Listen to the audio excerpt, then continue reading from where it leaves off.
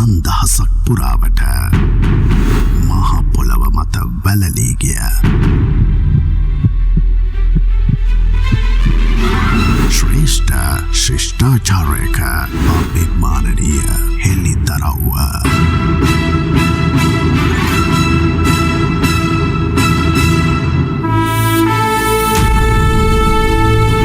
අපට අමතක වගේ අපේ පරපුරේ ලේ උරුමයේ සත්‍ය කතාව ජීවමාන මහරාවණ අයිබෝවන් ආයුෂ බොහෝ වේවා කියලා සියත රාවණ වැඩසටහන නරඹන ඔබ සියලු දෙනාට ප්‍රාර්ථනා කරනවා.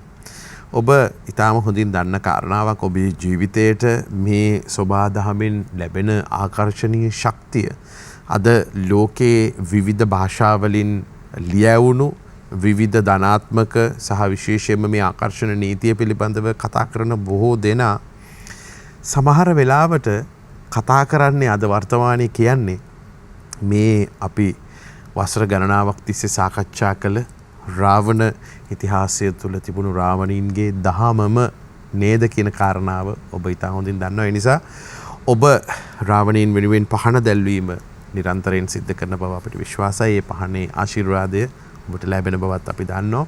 විශේෂයෙන්ම සඳහන් කරන්නට ඕනේ අපේ Voice of Asia මාධ්‍ය ජාලයේ සියත ජ්‍යෙෂ්ඨ උපදේශක ප්‍රියන්ත කාර්යයක් පෙරමු මහත්මයාගේ උදාහර සංකල්පයක් විදිහට මේ කාරණාවෙන් ඔබට විශාල ආශිර්වාදයක් ලැබෙන බව. කොහොම වුණත් අද අපි සූදානම් වෙනවා විශේෂයෙන්ම මේ ජීවමාන රාවණීන්ගේ ශක්තිය පිළිබඳව සාකච්ඡා කරන්න. ඒ කාරණාව පිළිබඳව අපි පහුගිය වැඩසටහන් වල යම් යම් සාධනීය කාරණා සාකච්ඡා කරපු නිසා විශේෂ ඉල්ලීමක් තිබුණා බොහෝ දෙනෙක්ගෙන් මෙය ජීවමාන විදිහට අපිට කොහොමද හමුවන්නේ මුණ ගැහෙන්නේ මේ පිළිබඳව තවදුරටත් සාකච්ඡා කරන්න කියලා. ඔබ දන්නවා මේ සියත රාවණ වැඩසටහන තුළ ආරම්භයේ සිට මේ දක්වා විවිධ ගවේෂණයන් වල නියැලෙමින් විශේෂයෙන්ම පොතපත ආශ්‍රය සහ විවිධ රාවණ ඉතිහාසයට සම්බන්ධ ස්ථානවලට පෞද්ගලිකවම සංචාරය කරලා ගවේෂණය කරලා විශාල ඒ පිළිබඳව හැදෑරීමකින් කටයුතු කරන අපේ නීතිඥතුමිය තාමරශී වික්‍රමනායක මහත්මිය ආයුෂ බොහෝ වේවා කියලා අද වැඩසටහනට පිළිගන්නවා.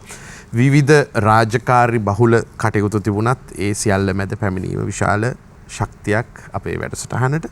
ඒ වගේම අනාගතය පිළිබඳව බොහෝ දේ වර්තමානයේදී කියන්නට විශේෂ ශක්තියක් තියෙන ඒ වගේම අංගම්පර උපදේශකවරයෙක් ආධ්‍යාත්ම ගවේෂකවරයෙක් යෝගාවචර අසේල ගුණරත්න මහත්මාව ඉතාම ගෞරවයෙන් පිළිගන්නවා. ආයුෂ බොහෝ වේවා කියලා. මම හිතන්නේ ඔබතුමාගේ ඒ වටිනා අදහස් වටිනා කාරණා අපිට බොහෝ දේවල් අද සාකච්ඡා කරන්න පුළුවන්කම ලැබෙනවා මේ වැඩසටහන තුළදී. විශේෂයෙන්ම ජීවමානව අපට මහා රාවණීන් කොහොමද හමුවන්නේ? ඇත්තටම රාවණීන් ජීවත් වෙන්නේ ගල් ගුහාවකද එහෙම නැත්නම් ජීවමානවම අපේ හදවතේ රාවණීන්ව ජීවත් කරන්න අපිට පුළුවන්ද? විවිධ අය විවිධ අදහස් දක්වනවා මේ සම්බන්ධයෙන්. මම හිතන්නේ තාමරශී වික්‍රමනායක මහත්මියට තිබෙනවා මේ පිළිබඳව ඉතාම පැහැදිලි අදහසක් ඉදිරිපත් කරන්න පොතපත මේ සියලු දේ ආශ්‍රය කරගෙන. දැන් අපි රාවණ ඉතිහාසය ගැන බොහෝ සාකච්ඡා කරා මේ වැඩසටහනේදී දීර්ඝව අපි සාකච්ඡා කරලා තියෙනවා. මේ රාවණ ශක්තිය කියන එක අපිට ජීවමානව දැක ගන්නට පුළුවන් කොයි විදිහටද කියන එක ගැන අපි කතා කරොත් අපි දන්නවා දසවිධ ඥානය රාවණ රජතුමා මේ ලෝකට දායාද කරපු ඒ දසවිධ ඥානය අපි කොහොමද මේ සමාජයේ ව්‍යාප්ත කරන්නේ සහ රාවණ සූර්ය වංශය කියන මේ සූර්යයාගෙන් පැවතෙන අය අප කොහොමද මේ දේවල් අද නූතන යුගයට අපි කොහොමද භාවිතා කරන්න කියන එක. ඉතින් අපි ගත්තොත් රාවණ රජතුමා මේ රාවණ පෙළපතත් එක්ක සූර්ය ශක්තිය කියන එක බෙහෙවින්ම බැඳිලා තියෙනවා. අපි ඉර සහ සඳත් සමග ජීවත් වෙච්ච මිනිස්සු. ඉතින් අපි සූර්ය ශක්තිය ගැන කතා කරොත් අපි දන්නවා අද සමාජයේ අපිට විවිධ අරුබුද මතුවලා තියෙන අවස්ථාවකදී මේ සූර්ය ශක්තිය කියන එක අප මීට කලින් ප්‍රයෝජනයට ගත්තා නම් ඒ කියන්නේ අපේ මහා රාවණ නිරිඳුන්ගේ කාලේ පටන්ම මේ කියන්නේ අපි සූර්ය වංශිකයෝනේ. නමුත් ඇත්තටම අපි සූර්යව අමතක කරලා තමයි අපි ජීවත් වෙන්නේ. අපිට අවුරුද්දට විතරයි මතක් වෙන්නේ. අවුරුද්දට විතරයි ඒක අපි සූර්ය මංගල්‍ය අර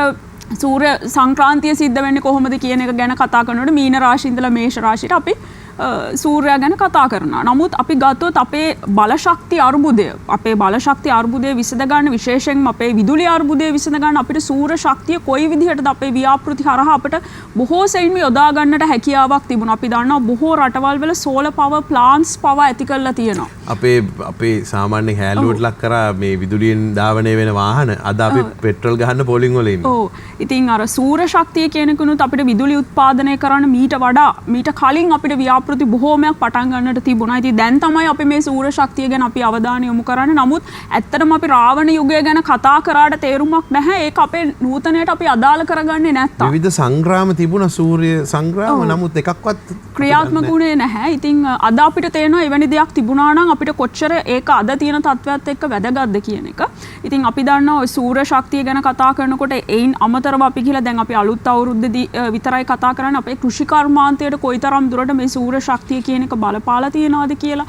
ඉතින් එතනින් එහාට ගියාම අපේ ආධ්‍යාත්මය වර්ධනය කරගන්න සූර්යයා කෙතරම් අපිට සමීපද කියලා අපි සූර්ය හෙළයන් විදිහට අපි සූර්ය නමස්කාරය සිදු කරනවා. සූර්යයා මුල් කරගෙන සිදු කරන ආධ්‍යාත්මික ශක්තියින් වර්ධනය කර ගැනීම සූර්ය භාවනාවන්. ඉතින් ඒ වගේම තමයි අපි තවදුරටත් කතා කරොත් අපේ බෞද්ධ මුහුණුවර ගැන කතා කරොත් අපිට වෙනමම සූර්ය පිරිතක් කියලා අපේ පිරිත් සජ්ජායනාවල් වල තියෙනවා. ඉතින් මේ සූර්යයා කියන එක මේ රාවණ ශක්තිය පිළිබිඹු කරන සූර්ය ශක්තිය කියන එක ඇත්තරම ඉතාමත් වැදගත් සාධකයක්. ඉතින් මම කැමතියි අද වැඩසටහනට සමාරම්භයක් ලබා දෙන්න. විශේෂයෙන්ම මේ සූර්ය ශක්තිය අපිට ගවේෂණය කරන්න පුළුවන් කොයි අවස්ථාවක සහ අතීතයේ ඉඳලා ඒවා කොයි විදිහටද තිබුණේ කියන කාරණය ගැන. ඔබ අවධානය යොමු කරොත් ඒ කියන්නේ පසුගිය අවස්ථාවලදී මට පුද්ගලිකවම අවස්ථා කිහිපයක් ලැබුණා ඒ ස්ථානවලට ගිහිල්ලා ඒ දේවල් නරඹන්න. අපේ වැඩසටහනේදී කලින් මේ පිළිබඳව අපි සාකච්ඡා කළා නැහැ. විශේෂයෙන්ම ඔය දෙවන ලෝක යුද්ධ කාලයේදී 1942 මාර්තු මාසේ 24 වෙනිදා සිද්ධියකට තමයි මම ඔබේ අවධානය යොමු කරන්නේ. එකල අපිට නිදහස ලැබුණ 1948 මේ 1942 බ්‍රිතාන්‍ය ජාතිකින් තමයි අපේ රට පාලනය කළේ. එතකොට 1942 මාර්තු 24 වෙනිදා කොග්ගල ප්‍රදේශයේ හිටපු ජනතාවට පැය 24කින් ඒ ගම්බිම් අතහැරලා දාලා යන්න කියලා බ්‍රිතාන්‍ය රජයෙන් එක්තරා ආඥාවක් නිකුත් වෙනවා. මේ කියන කොග්ගල ගමේ කියන්නේ බොහෝ ගම් වැසියන් ජීවත් වුණා. ඒ වගේම සූර්ය ශක්තිය පිළිඹු වෙච්ච ඉතාමත් ඒ කියන්නේ අතීතයේ රාවණ යුගයේ ඉඳලාම මේ සූර්ය නමස්කාරය කළ සූර්යය වන්දනා කරපු ඉතාමත් සුවිශේෂී පූජනීය ස්ථානයක් තිබුණා. හිරිගල් දේවාලය, හිරුගල් දේවාලය, එහෙම නැත්නම් ඉරුගල් දේවාලය, එහෙම නැත්නම් රිහිරිගල දේවාලයේ ගල කියලා වර්තනාම රාශියකින් හඳුන්වන අතීතයේ ඉඳලාම මේ සූර්ය ශක්තිය විශ්වාස කරන මිනිස්සු මේ සූර්ය වන්දනාව සිදු කරපු සුවිශේෂී ස්ථානයක් කොග්ගල තිබුණා. නමුත් මේ 1942 මේ ගම්බිම් හැරයාමත් සමග මිනිසුන් මේ ගම්බිම් අතහැරලා ගියා. පසුව දැන් අද ඔබට ගියොත් ඔබට කොග්ගල ගුවන් තොටුපළක් දැක ගන්න පුළුවන්. ගුවන් පතයක් සමග ඔබට ගුවන් තොටුපළක් දැක ගන්න පුළුවන් සහ ඒ ආශ්‍රිත විවිධ සංවර්ධන ක්‍රියාදාමයන් පසුව සිදු වුණා. නමුත් මේ කියන සූර්ය වන්දනාව සිදු කරපු මේ සුවිශේෂී පූජනීය ස්ථානයේ ඉතා සුවිශාල හිරිගලක් තමයි තිබුණේ. හිරිගල මුල් කරගෙන තමයි මේ පූජනීය ස්ථානය ඇති වෙලා තිබුණේ. නමුත් ඒ කියන්නේ බ්‍රිතාන්‍ය ජාතිකින් මේ කොග්ගල ගුවන් තොටුපළ ඒ කියන්නේ හදන කටයුත්තකදී සම්පූර්ණයෙන්ම වගේ ගල විනාශ කළා. ඒ ස්ථානය විනාශ කළා. අපිට අද දැක ගන්නට ලැබෙන්නේ හිරිගල ඒ සූර්ය වන්දනාව කරපු හිරිගලෙන් කොටසක් පමණයි. ඉතින් මේක ඇත්තටම මම ගිහිල්ලා මේක හොයලා බැලුවා ඇත්තටම මෙහෙම තිබෙනවාද කියලා. ඉතින් ජනප්‍රවාදයේ තියෙනවා මේක සූර්ය වන්දනාව කරපු ස්ථානයක් කියලා. ඊට අමතරව ඔබ බැලුවොත් මේ ගැන ඉතාමත් සුවිශේෂී විස්තර සමුදායක්. දැන් අපි හිතන්නේ අපි හෙළයන් විදිහට අපි සූර්යයා සමග කොතරම් සම්බන්ධකම් තිබුණාද කියන එක පෙන්වන්නයි මම මේ ඔබට උදාහරණ විදිහට කියන්නේ. අපේ අරිසෙන් අහුබුදු ශූරින් රචනා කරපු කොග්ගල පවත කියන කෘතිය. මේ කොග්ගල පවත කියන කෘතිය මේ කොග්ගල ඉතිහාසය ගැන තමයි මේකේ විශේෂයෙන්ම සඳහන් කරලා තියෙන්නේ. ඉතින් ওই රාවණ ඉතිහාසය ගැනත් මේ අරිසෙන් අහුබුදු ශූරි මෙහි විශේෂයෙන්ම සඳහන් කරලා තියෙනවා මේ රාවණ රජතුමා කියන්නේ කවරෙක්ද කියන එක. දහස් බුදු වස් පෙර 974 වැනි වසර සුරපුර ගියේ රවළුඳු හෙළය අතහැර එමහා හෙළ සක්විති දවස හෙළයා වික්මැති තුන් මහා දිව් අයිති නොයෙක් රටවල් බලා දැනගති. ඒ කියන්නේ අපේ රවුළු රාවණ රජු දීපයන් ගණනාවක් පාලනය කරපු සක්විති රජ කෙනෙක් විදිහට තමයි හැදින්නුවේ. ඉතින් ඒ වගේම තමයි ඊට පස්සේ ඔය දැන් මම කලින් කියපු ඒ කොග්ගල තියෙන මේ හිරුගල් දෙවලට මොකද උනේ කියන එක 187 වෙනි කවියේ තියෙනවා පෙර කල හිරු දෙවොල පැවති මේ මහා කළු ගල පසින්දුවේ රිහිරි ගල නමින් එලෙසම දේවාල ගල. දුම්රිය මග ළඟට විහිදුණු මේ ගල් පව්වට අයින් වී ගන්නට එදා සැලසිනි දැයේ පවකට යුද රකුස් අනපිට බෝරයෙන් ගල කුඩු කොට ලන විට එගල පිට ගියේ සෙල් ලිපියද ලොවින් පිට. එතන සෙල් ලිපියක් පවා කොටලා තිබුණා. ඒ සෙල් ලිපියත් විනාශ වෙලා ගිය බව තමයි මේ අරිසෙන් අහුබුදු ශූරීන් කියන්නේ. ඉතින් ඔබට ගිහිල්ලා බැලුවොත් අද මේ ස්ථානයේ ඔබට කොග්ගල ගුවන් තොටුපළ ඔබට දැක ගන්න පුළුවන්. මම හිතන්නේ සමා වෙන්න තමරශි මහත්මිය එතන සුවිශේෂ ස්ථානයක්. මුදු මාර්ගය මාර්ග පහක් තියෙනවා. මාර්ග පහක් තියෙනවා. මම හිතන්නේ හොඳින්ම ඕනෙම කෙනෙකුට මතක් වෙනවා ඒ කාරණාව. ඒ ස්ථානේ මාර්ග පහ එක්කම ඔබ බලන්න එතන මාර්ග පහ කියලා කියන්නේ ඔබට මේ මුහුදේ යන තියෙන මුහුදේ මාර්ගය ඊට පස්සේ ගුවන් පතයත් එක්ක තියෙන ගුවන් මාර්ගය ඔබට දැක ගන්න පුළුවන්. ඊට පස්සේ දුම්රිය මාර්ගය වෙනමම යනවා. ඊට පස්සේ මහා මාර්ගය වෙනමම යනවා සහ ඒ කියන්නේ ජනතාවට ගමන් කරන්න වෙනම මාර්ගයක් තියෙනවා. ඉතින් එතකොට මාර්ග පහ එකට එකතු වෙන සුවිශේෂී ස්ථානයක තමයි මේ පූජනීය ස්ථානය අතීතයේ තිබිලා තියෙන්නේ. ඉතින් අද ඔබට ගියොත් අද මේ ස්ථානයේ මම කිව්වේ අර හිරිගලෙන් කොටසක් තමයි මේ හිරුගල, හිරිගල, රිහිරිගල, දේවාලගල කොටසක් තමයි අද ඔබට දැක ගන්න පුළුවන් වෙන්නේ. ওই 18 19 වන සියවස්වලදී මෙතන දේවගිරි විහාරය කියලා බෞද්ධ සිද්ධාස්ථානයක් පසුව ඇති වුණා. ඔබට දැන් ඡායාරූප පේනවා ඇති. ඉරුගල් පන්සල අපි එතන තියෙන පන්සලේ ඡායාරූප ඔබට පේනවා ඇති. ඉතින් නුවර යුගයේ සිතුවම් එක්ක විශේෂයෙන් ඔය මෛත්‍රී බෝධිසත්වයන්ගේ රූප චිත්‍රය ඊට පස්සේ ඔබ ගත්තොත් අපේ නවග්‍රහයින් වෙනුවෙන්ම ඇඳුණු වෙනම චිත්‍ර ඒ පන්සලේ තියෙනවා. ඉතින් පසු කාලීනව දේවගිරි විහාරය විදිහට උතන විහාරයක් ගොඩ නැගුණා. ඉතින් ඊටමත් සුවිශේෂී විහාරයක්. ඔබට හැකියාවක් තියෙනවා නම් ඔබේ දරුවන් සමග ගිහිල්ලා මේ දේවගිරි විහාරය නරඹන්න. ඔය සෞසද්දම් වාදය මේ ලංකාවේ ප්‍රචලිත කරපු භික්ෂුන් වහන්සේලා බොහෝ වැදගත් යතිවරයන්න් වහන්සේලා වැඩ සිටපු ස්ථානයක් මේ දේවගිරි විහාරස්ථානය. ඔය ඒ දේවගිරි විහාරස්ථානයට ගියාම ඔබට අදටත් දැක ගන්න හැකියාවක් තියෙනවා. අර ඉතුරු වෙලා තිබුණු ඒ හිරුගලේ ඉතුරු වෙලා තිබුණු කොටස් අදටත් ඔබට දැක ගන්නට හැකියාවක් තියෙනවා. කොග්ගල ගුවන් තොටුපළත් සමීපයේම තමයි මේ දේවල් තියෙන්නේ. ඉතින් මේක ගැන ඔබ සමහර විට වෙනත් මූලාශ්‍ර වලින් ඔබ දැනගෙන ඇති. ඔබ මාටින් අපි කොග්ගල ප්‍රාඥා කියලා හඳුන්වන්නේ මාටින් වික්‍රමසිංහ ශූරීන්. මාටින් වික්‍රමසිංහ ශූරීන් රචනා කරපු සුවිශේෂී තුන්වැනි ඇඳුතු නවකතාවේ පළවෙනි නවකතාව මොකද්ද? ගම්පෙරළියනේ. ඔබ ගම්පෙරළිය කියවලා බැලුවොත් කොග්ගල ඉතිහාසය ගැන ගම්පෙරළිය පළමු පරිච්ඡේදයේදීම ඔය මම කියපු ස්ථානය ගැන තමයි සඳහන් කරලා තියෙන්නේ. ඔබ ගම්පෙරළිය කියවලා බලන පළවෙනි පරිච්ඡේදයේම පිටපටියක් සේදි වෙන ගාලු ඒකත් එක්කම දෙවනි ඡේදෙ මෙහෙම කියලා තියෙනවා. ගමක් වශයෙන් කොග්ගල අවුරුදු 7-8 දහසක්වත් පැරණියයි කියන ලකුණු පොළව යට මිස උඩනම් නොදක්නා ලැබේ. කියන්නේ ඉතා ඉපැරණි ගමක් තමයි මේ කොග්ගල. බිම් කඩක් වශයෙන් ඒ ගම අවුරුදු කෝටි ගණනක් පැරණියයි කියන්නේ රේල් පාර අයිනෙහි පිහිටි පර්වතයකි. හිරිගල් දේවාලයේ ගල යන නම් වලින් ගැමියන් හඳුන්වන මේ මහා ගල වූ කලී වෘක්ෂලතා පවා පහළ වීමට පෙර පටන් මේ පෙදෙසෙහි වූ විපර්යාසයන් දකිමින් නොසෙල්වී සිටින කෙනෙක්. ඉතාමත් පරණ පර්වතයක් තමයි ඔය මම කතා කරපු ස්ථානයේ අතීතයේ ඉඳලම තිබිලා තියෙන. ඩයිනමයිට් එනුවද පිපිරිවේ නොහැකි මහා රුක්කඳක්සේ පතුරු එක්වීමෙන් හැදුණු මේ මහා හිරිගල මිනිසුන් වාසයට පටන්ගත් තැන සිට ඔවුන්ගේ සොම්නස් දොම්නස් හැඬීම් වැළපීම් ආදී සිතින් හා ඇසින් කනින්ද තොරව දුටුවෙකි ඇසීවෙකි. පලින් පල දක්නා ලැබෙන පිපුරුම් විවරය කියන්නේ අර ගුවන් තොටුපළ හදද්දි මේ ගල ඩයිනමයිට් කියන්නේ දාලා මේක පිපිරෙව්වා. පිපුරුම් විවර ඊට පස්සේ දැන් මේකේ දක්වලා තියෙන අවුරුදු දහස් ගණන් තිස්සේ මේ හිරිගල අවුවෙන් හා වැස්සෙන් ලත් පීඩනයේ ලකුණු මේකේ අපට දැක ගන්න පුළුවන් කියලා. ඉතින් අදටත් ඒ කියන්නේ මාටින් වික්‍රම ශූරීන් මේ පොත ගම්පෙරළිය කියන කෘතිය රචනා කරන කාලයේදී මේ ආශ්‍රිතව පහන් පැලක් හදලා එහි පහන් පත්තු කළා එහි යම්කිසි අදෘශ්‍යමාන දෙයකට එතකල ගැමියන් වන්දනාමාන කරපු බව ගම්පෙරළියේ එතුමන් දක්වලා තියෙනවා. ඉෂ්ට අනිෂ්ට ශක්තිය සැඟවුණු දෛව බලයක් පිළිබඳ හැඟීම ගැමියන් තුල පමණක් නොව උගත් මිනිසුන් තුලද ඇත්තේය. සමහර ගැමියෝ ඒ බලය ගලට අරක්ගත් දේවතාවෙකු කෙරෙහි ඇතැයි දකිති. දේවාලයේ ගල යන නම ඒ මහා හිරිගලට ගැමියන් ආරූඪ කළේ එහෙයිනි. ඇතැම් උගත්තු ඒ බලය ග්‍රහයන් කෙරෙහිත් කර්මය කෙරෙහිත් ඇතැයි දකිති. තමන්ගේ දුක සැප හැඬීම් වැළපීම් යන ආදිය දකිමින් අසමින් ආදි යුගයක සිට නොසලී සිටින මේ මහා හිරිගලෙහි ඒ ඉෂ්ටානිෂ්ට බලය ඇතැයි දකින ගැමියෝ අනුමානයට වඩා ප්‍රත්‍යක්ෂයට ගරු කරන්නෝ. ඒ කියන්නේ ඒගොල්ලන් මේ ඇසින් ප්‍රත්‍යක්ෂ කරලා මේ දේවල් ඉෂ්ට වෙන නිසා තමයි මේකට දීර්ඝ කාලයක් තිස්සේ මෙතනට වැඳුම් පිදුම් කරගෙන ගිහිල්ලා තියෙන්නේ. අත්දැකීමෙන්ම කියන්නේ ඒ අය අත්දැකීමෙන්ම කියන්නේ මේක කියන්නේ මම නෙමෙයි මාටින් වික්‍රමසිංහ අපේ කොග්ගල ප්‍රාඥා මාටින් වික්‍රමසිංහ ශූරීන්ගේ ගම්පෙරළිය ඔබ චිත්‍රපටය නරඹලා ඇති. ඔබ පාසලේදී සිංහල සාහිත්‍යයට අනිවාර්යයෙන්ම තිබුණු පාඩමක්නේ ගම්පෙරළිය. ඉතින් බොහෝ දෙනා ගම්පෙරළිය ගැන කිව්වට මේ හිරිගල මේ හිරුගල් දේවාලය කියන එක ගැන වැඩි අවධානයක් ඔවුන්ගේ නැහැ. ඒත් කොග්ගල පවත කියන කෘතියක් සමග ඔබ කියවුවොත් මේ සියලුම දේ ගැන ඔබට දැක ගන්න හැකියාවක් තියෙනවා. ඉතින් මේ කොග්ගල පවත කෘතිය අවසානයේ මං හිතන්නේ ඔබට පේනවද දන්නේ මේ බ්‍රිතාන්‍යයන් විසින් ඒ ගම්බිම් පවර ගන්න ඒ කරපු ගැසට් පත්‍රය සහ ලංකා ආණ්ඩුව කියන්නේ ගැසට් පත්‍රය හැටියට තමයි හැදින්නේ ඔය පවර ගන්නට කරපු. ඊට පස්සේ කොග්ගල ජන්මභූමි සංගමයෙන් උපන් ගම යලි ලබා ගැනීම සඳහා කරපු ලිපි ලේඛන ඒ හැම දෙයක්ම මේකේ දක්වලා තියෙනවා. ඉතින් මම ඔබට ආරාධනා කරනවා ඔබටත් හැකියාවක් තියෙනවා නම් ගිහිල්ලා දරුවන් සමග මේ ස්ථාන නරඹන්න. කිතුවසන 1902 සුදු දනන් අනලෙස් ගියෝ මෙහි දන හැරුණු ඇතහිස්. මාර්තු 24 වැනිදා දිලත මැදි හිර හවස 4ට පෙර හරිව් ගම අන ලැබුණි එකවර. ඉතින් ඒ විදිහට ගොඩාක් මිනිස්සුන්ට මේ කොග්ගල දාලා යන්න සිද්ධ වුණා ඒ බ්‍රිතාන්‍ය පාලන සමයේ. ඉතින් ඔබටත් මම ආරාධනා කරනවා මම මේ දේ ගැන විශේෂයෙන්ම කියන්න බලාපොරොත්තු වෙන්නේ. මොකද අපි කොග්ගල ගිහිල්ලා අපි ගොඩක් අය මඩොල් දුව බලන්න යනවා.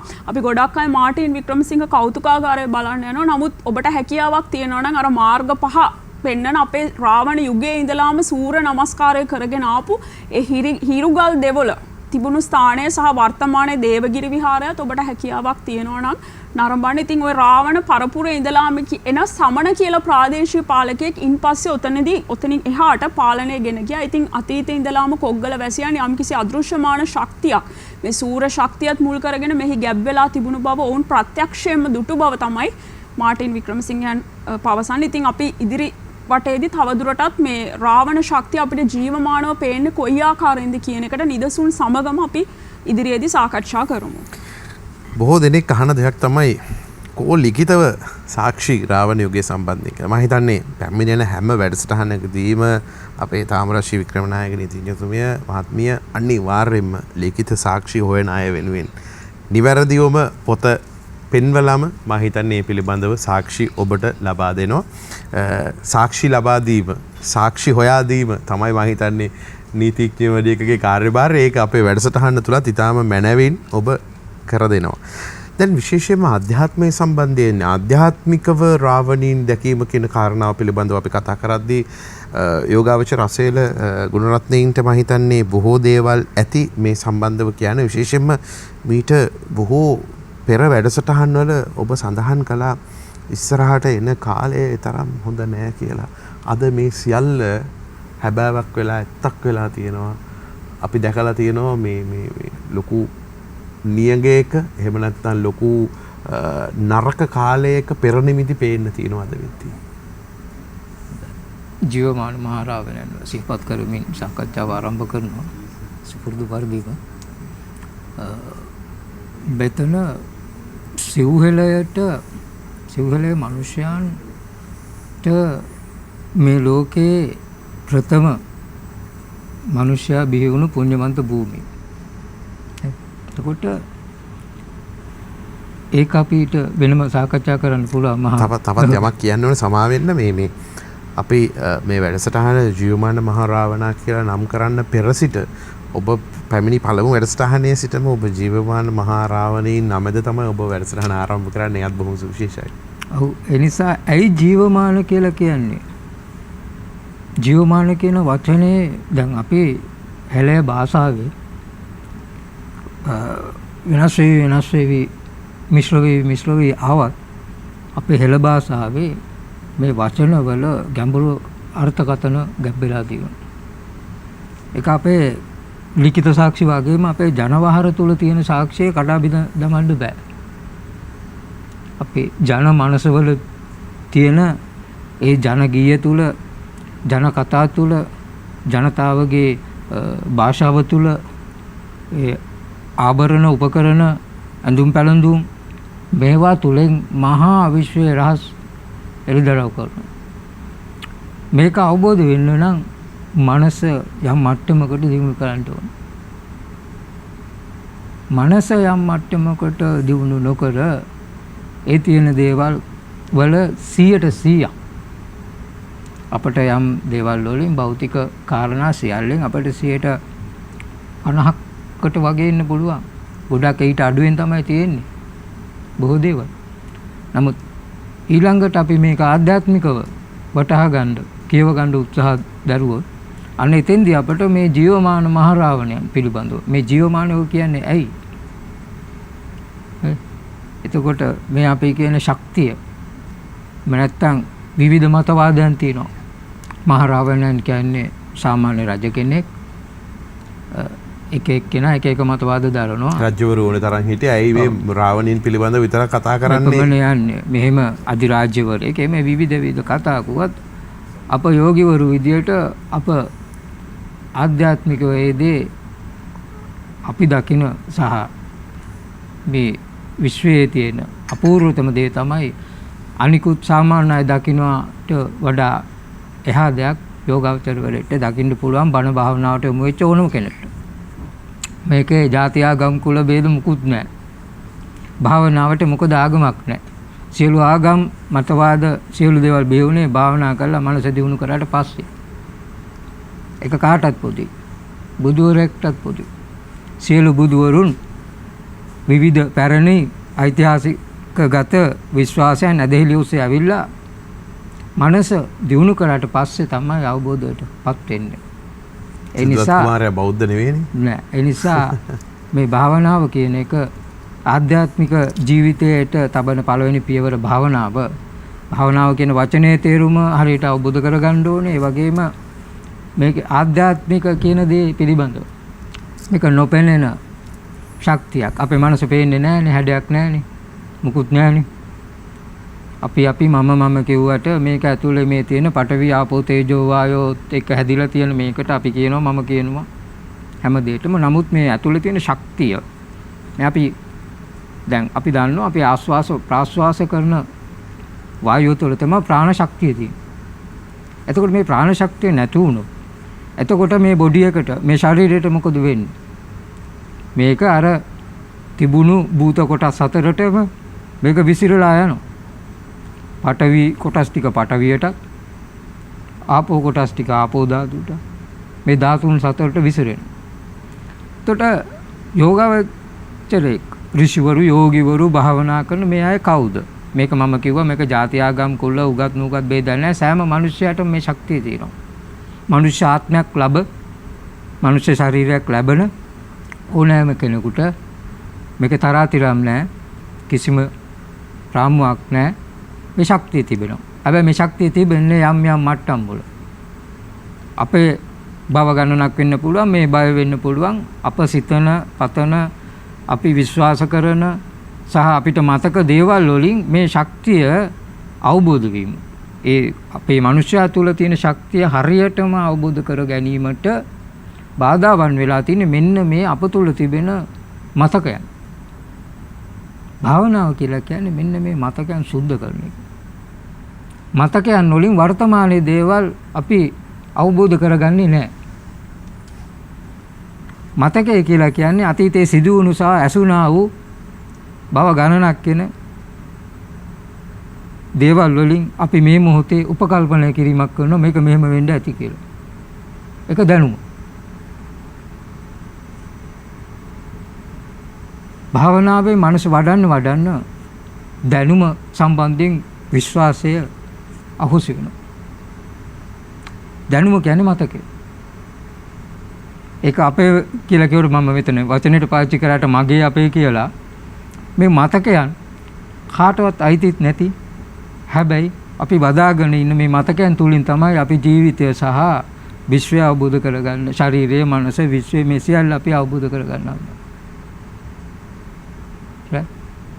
අපි අනාගතේ ගොඩනගන්නේ අපි දන්න දෙයකින්. එතකොට මෙන්න මේ ගමන නොදන්නා දෙයින් අප නොදන්නා දෙයකින් නොදන්නා දෙයක් විසඳ ගන්න යනවා. එතකොට මනස දියුණු කරපු ධාන තල ලැබපු අය මෙන්න මේ ප්‍රවාහය මෙන්න මේ ශරීරය සහ මනස කියන දෙක අවබෝධ කරගන්න පටන් ගන්නවා. ඒක අපේ හෙළයන්ගෙන් උතුම්ම විදිහට අවබෝධ කරගත්ත අපට අවබෝධ වෙන මේ ලෝකයෙන් පිළිගන්න විශිෂ්ටම මුනිවරයා තමයි අපේ පුලස්තිරිෂි තුමා. මහා රාවණයන්ගේ අපි ඒ පියාගේ පියා. අද අපි කතා කරන්නේ මේ ජීවමාන මහරාවණන් කොහොමද ජීවමාන වුණේ? ඇයි අපි ජීවමානයි කියලා කියන්නේ? ජීවමාන කියන වචනාර්ථය මොකද්ද? ශබ්දාර්ථය මොකද්ද? අපට වචන අකුරු තිබුණේ නැහැ මුලින්. අපිට තිබේ සංඥා, ශබ්දයෙන් සංඥාව. මොකද ලෝකේ පටන් ගෑම ශබ්දය, ආලෝකය නෙමෙයි. එනිසා ශබ්ද විද්‍යාවක් මේක.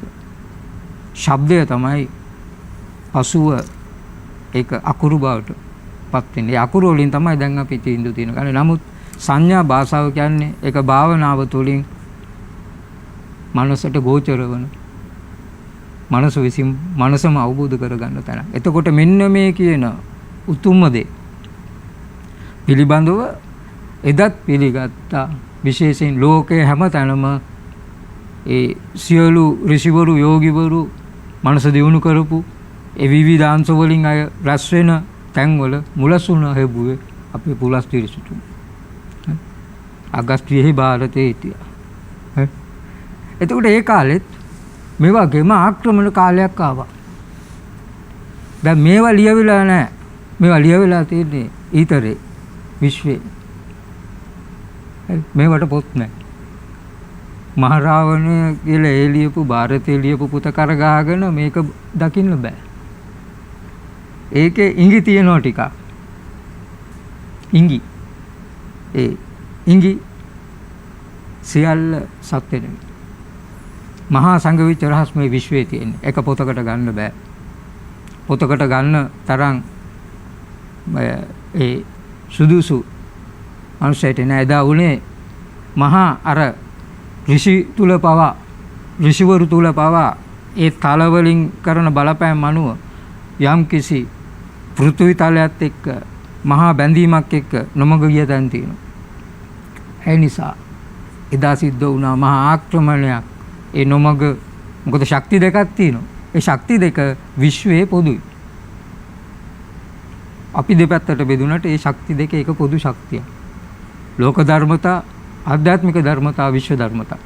විශ්ව ධර්මතාවය පිළිබඳව තමයි අපි ලෝක ධර්මතාව වලුත් ආධ්‍යාත්මික ධර්මතාව වලුත් හොයන්න හදන්නේ. ඒතර විශ්වයම අවබෝධ කරගත්ත ඒ විශ්මිත විස්කම් දක්වපු ඒ ප්‍රාණ ශක්තිය තිබෙන තැන පිට වෙන තැන තමයි සූර්යයා, සූර්ය වංශිකයන්. අපේ මේ තමරසි මහත්මිය කිව්වා සූර්ය වංශිකයන් කියන්නේ ඒකයි. මේක දැන් අපි නිකන් වචන වලට පාවිච්චි කරාට අපි සූර්ය වංශිකයෝ අපි ඉරහන්ද වැඩ ගන්නවා. ඇයි බැරි? බැරි මේක ජීවමානයි කියලා දන්නේ නැති හින්දා. මේක නිකන් සරලව ඔය පිට දේශක්කාර දෙවිවරුන්ට දෙන තැන දීලා සමහරු මහරාවණයන්ට එක්ක පිළිමයක් කොල්ලා.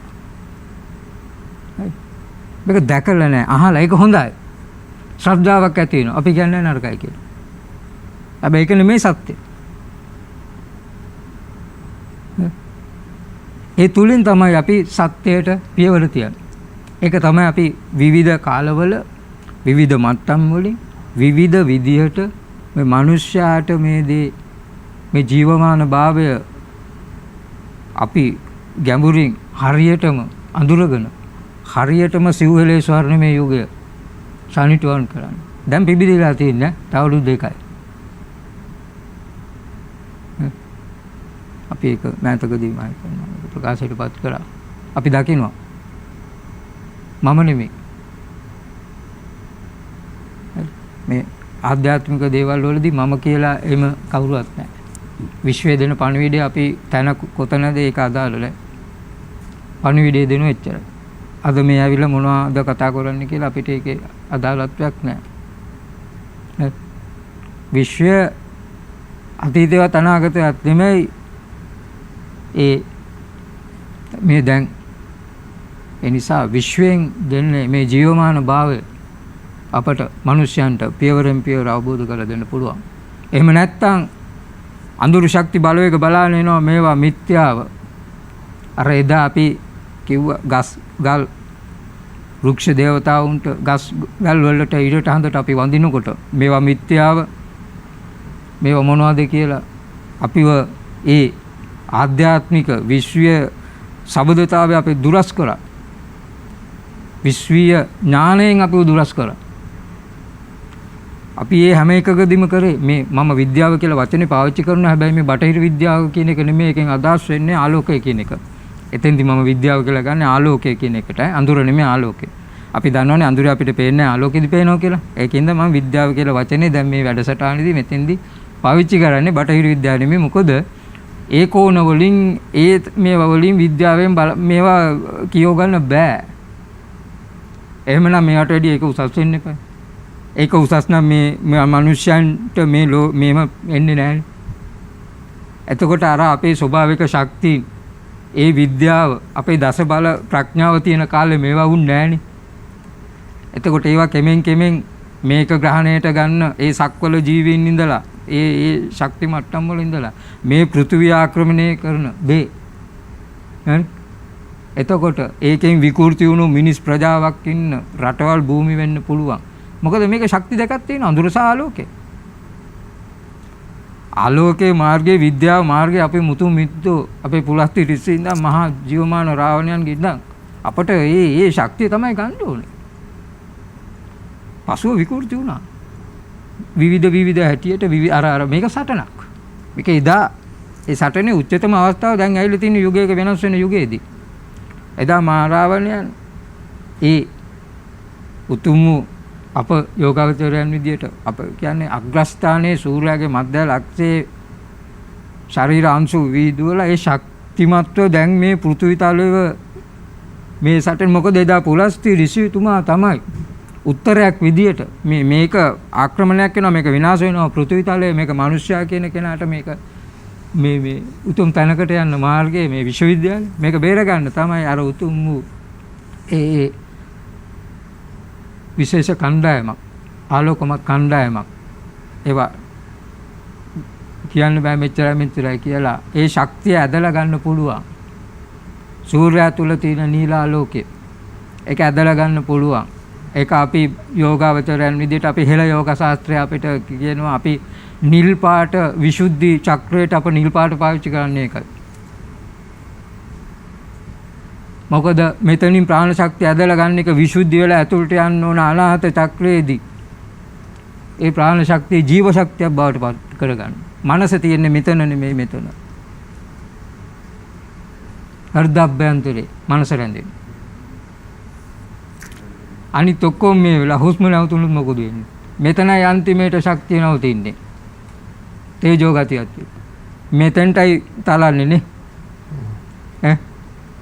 එතකොට මේ අපේ හෙළ යෝගා ශාස්ත්‍රය තුල මේ මහරාවණයන්ගේ ජීවමාන භාවය පමණක් නොවේ අපේ පුලස්ති ඍෂි ශක්තිය කොච්චර අපට තියෙනවද අපේ ඒ ශක්තියන් අපි මම මේ කාලේ කියාගෙන යන මාධ්‍ය වලින් අප මේව කරන්නේ නැහැට උපුල්වන්දේ හාමුදුරුවන්ගේ ශක්තිය අපට ඒක වෙනස් කරලා වෙන දෙවිවරයෙක්ගේ නමක් දාලා මෙතන කියන්න ඕනේ නැහැ එනම් මම මගේ පුද්ගලික අනිත් මේවලදී කියනවා නමුත් අපි එහෙම කියන්න අවශ්‍ය නැහැ නමුත් වෙනම නම් වලින් ඒ දෙවියන් පුද සත්කාර කරමින් එතනදී මොකද උපුල්වන් ඒ ශක්තිය පමණයි බුදුවරයන් බුදුවන වෙලාවේදී අනිත් සියලු ශක්තියින් ඉවත් වෙද්දී ඒ ශක්තිය විතරයි ළඟ ආරක්ෂාවට තිබුණේ ඔන්න මෙන්න තියෙද්දි ඒවා ධර්ම සාහිත්‍ය තුල තියෙනවා හැබැයි සාහිත්‍ය කියලා ඒවා අත්තරින්න බෑ ඒවා ප්‍රඥාවෙන් අවබෝධ කරගන්න ඕන ධානවලදී බලන්න ඕන මේ මොනවද මේ කියලා තියෙන්නේ කියලා. මොකද ඒ අවබෝධ වුණා තමයි මේවා ඒගොල්ලෝ දන්න විදිහට චිත්‍රකරුවා චිත්‍රණය කරා. අන්න ඒකයි අපිට වැදගත් වෙන්නේ මේ වගේ මහත්මියලා මේවා හොයාගෙන ගිහිල්ලා ඇඟිච්ච තැන් වල තියෙන ඒවා මෙහෙම දෙනවා. ඒ දුන්නම අපේ කාර්යභාරය තමයි ඒකේ ආධ්‍යාත්මික පැත්ත වටහලා දෙන එක. ඉතින් අපි ඉදිරියේදී ඊළඟ කොටසේදී සාකච්ඡා කරමු ඒ ගැන. බොහොම සුවිශේෂ බොහොම වටිනා බොහොම වැදගත් සාකච්ඡාවක්. ඒ නිසා අපි ආරාධනා කරනවා දිගින් දිගටම රැඳී ඉන්න කියලා අපි යනවා විරාමයකට. විරාමයෙන් පසුව ඊටාම වටිනා දේවල් පිළිබඳව සාකච්ඡා කරමු. රාවණ ඉතිහාසය පිළිබඳව. වසර 5000ක් පුරාවට මහ පොළව මත වැළලී ගිය ශ්‍රී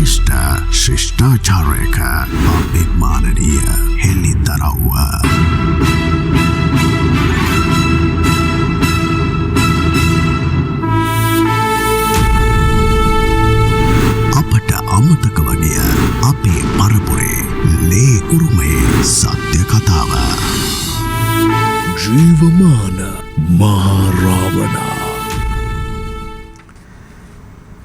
තව මාස කීපයකින් හරියටම නොවැම්බර් මාසේ 13 වෙනිදා වෙනකොට 2017 ඉඳලා රාවණ වැඩසටහන ආරම්භ කරලා වසර 5ක් සම්පූර්ණ වෙනවා. මම හිතන්නේ ලංකාවේ මාධ්‍ය ආයතනයකින් රාවණ ඉතිහාසය පිළිබඳව සාකච්ඡා කරපු වැඩසටහනක් තියෙනවා නම් ඒ එකම වැඩසටහන මේ තරම් දීර්ඝ කාලයක් කරගෙන ගියපු විවිධ බාධක විවිධ අපහසුතා මැදින් මේ තරම් කාලයක් පවත්වාගෙන ගිය එකම වැඩසටහන මේ වැඩසටහන බවට පත් වෙනවා. එහි ප්‍රධානතම ගෞරවය හිමි වෙන්නේ ප්‍රේක්ෂකාගාරයේ ඉන්න ඔබට. ඔබ අපිවත් නොහැර ඒ වටිනාකම් ඒ බැඳීම විශේෂයෙන්ම රාවණ ඉතිහාසයෙන් ආරම්භ කරලා රාවණ ඉතිහාසය තුල කුමක්ද සිද්ධ වුනේ ඊට පස්සේ මේ රාවණීන්ගේ වටිනාකම් වර්තමානයේ සැබඳෙන්නේ කොහොමද අද වෙනකොට ජීවමාන මහා රාවණයන් පිළිබඳව කතා කරන්නේ වර්තමානයේ මේ රාවණ ශක්තිය බොහෝ දෙනෙක් අපෙන් අහනවා මේ වැඩසටහනට පැමිණෙද්දී යද්දී අහනවා අපි රාවණ වැඩසටහනට ගියේ කියවහම කවද්ද ඕගොල්ලන්ගේ රාවණා නැගිටින්නේ කියලා මේ රාවණයන්ගේ නැගිටීම තමයි පේන්න තියෙන්නේ විවිධ තැන්වල ලෝකේ මං කිව්වා භාෂා 45කට 46කට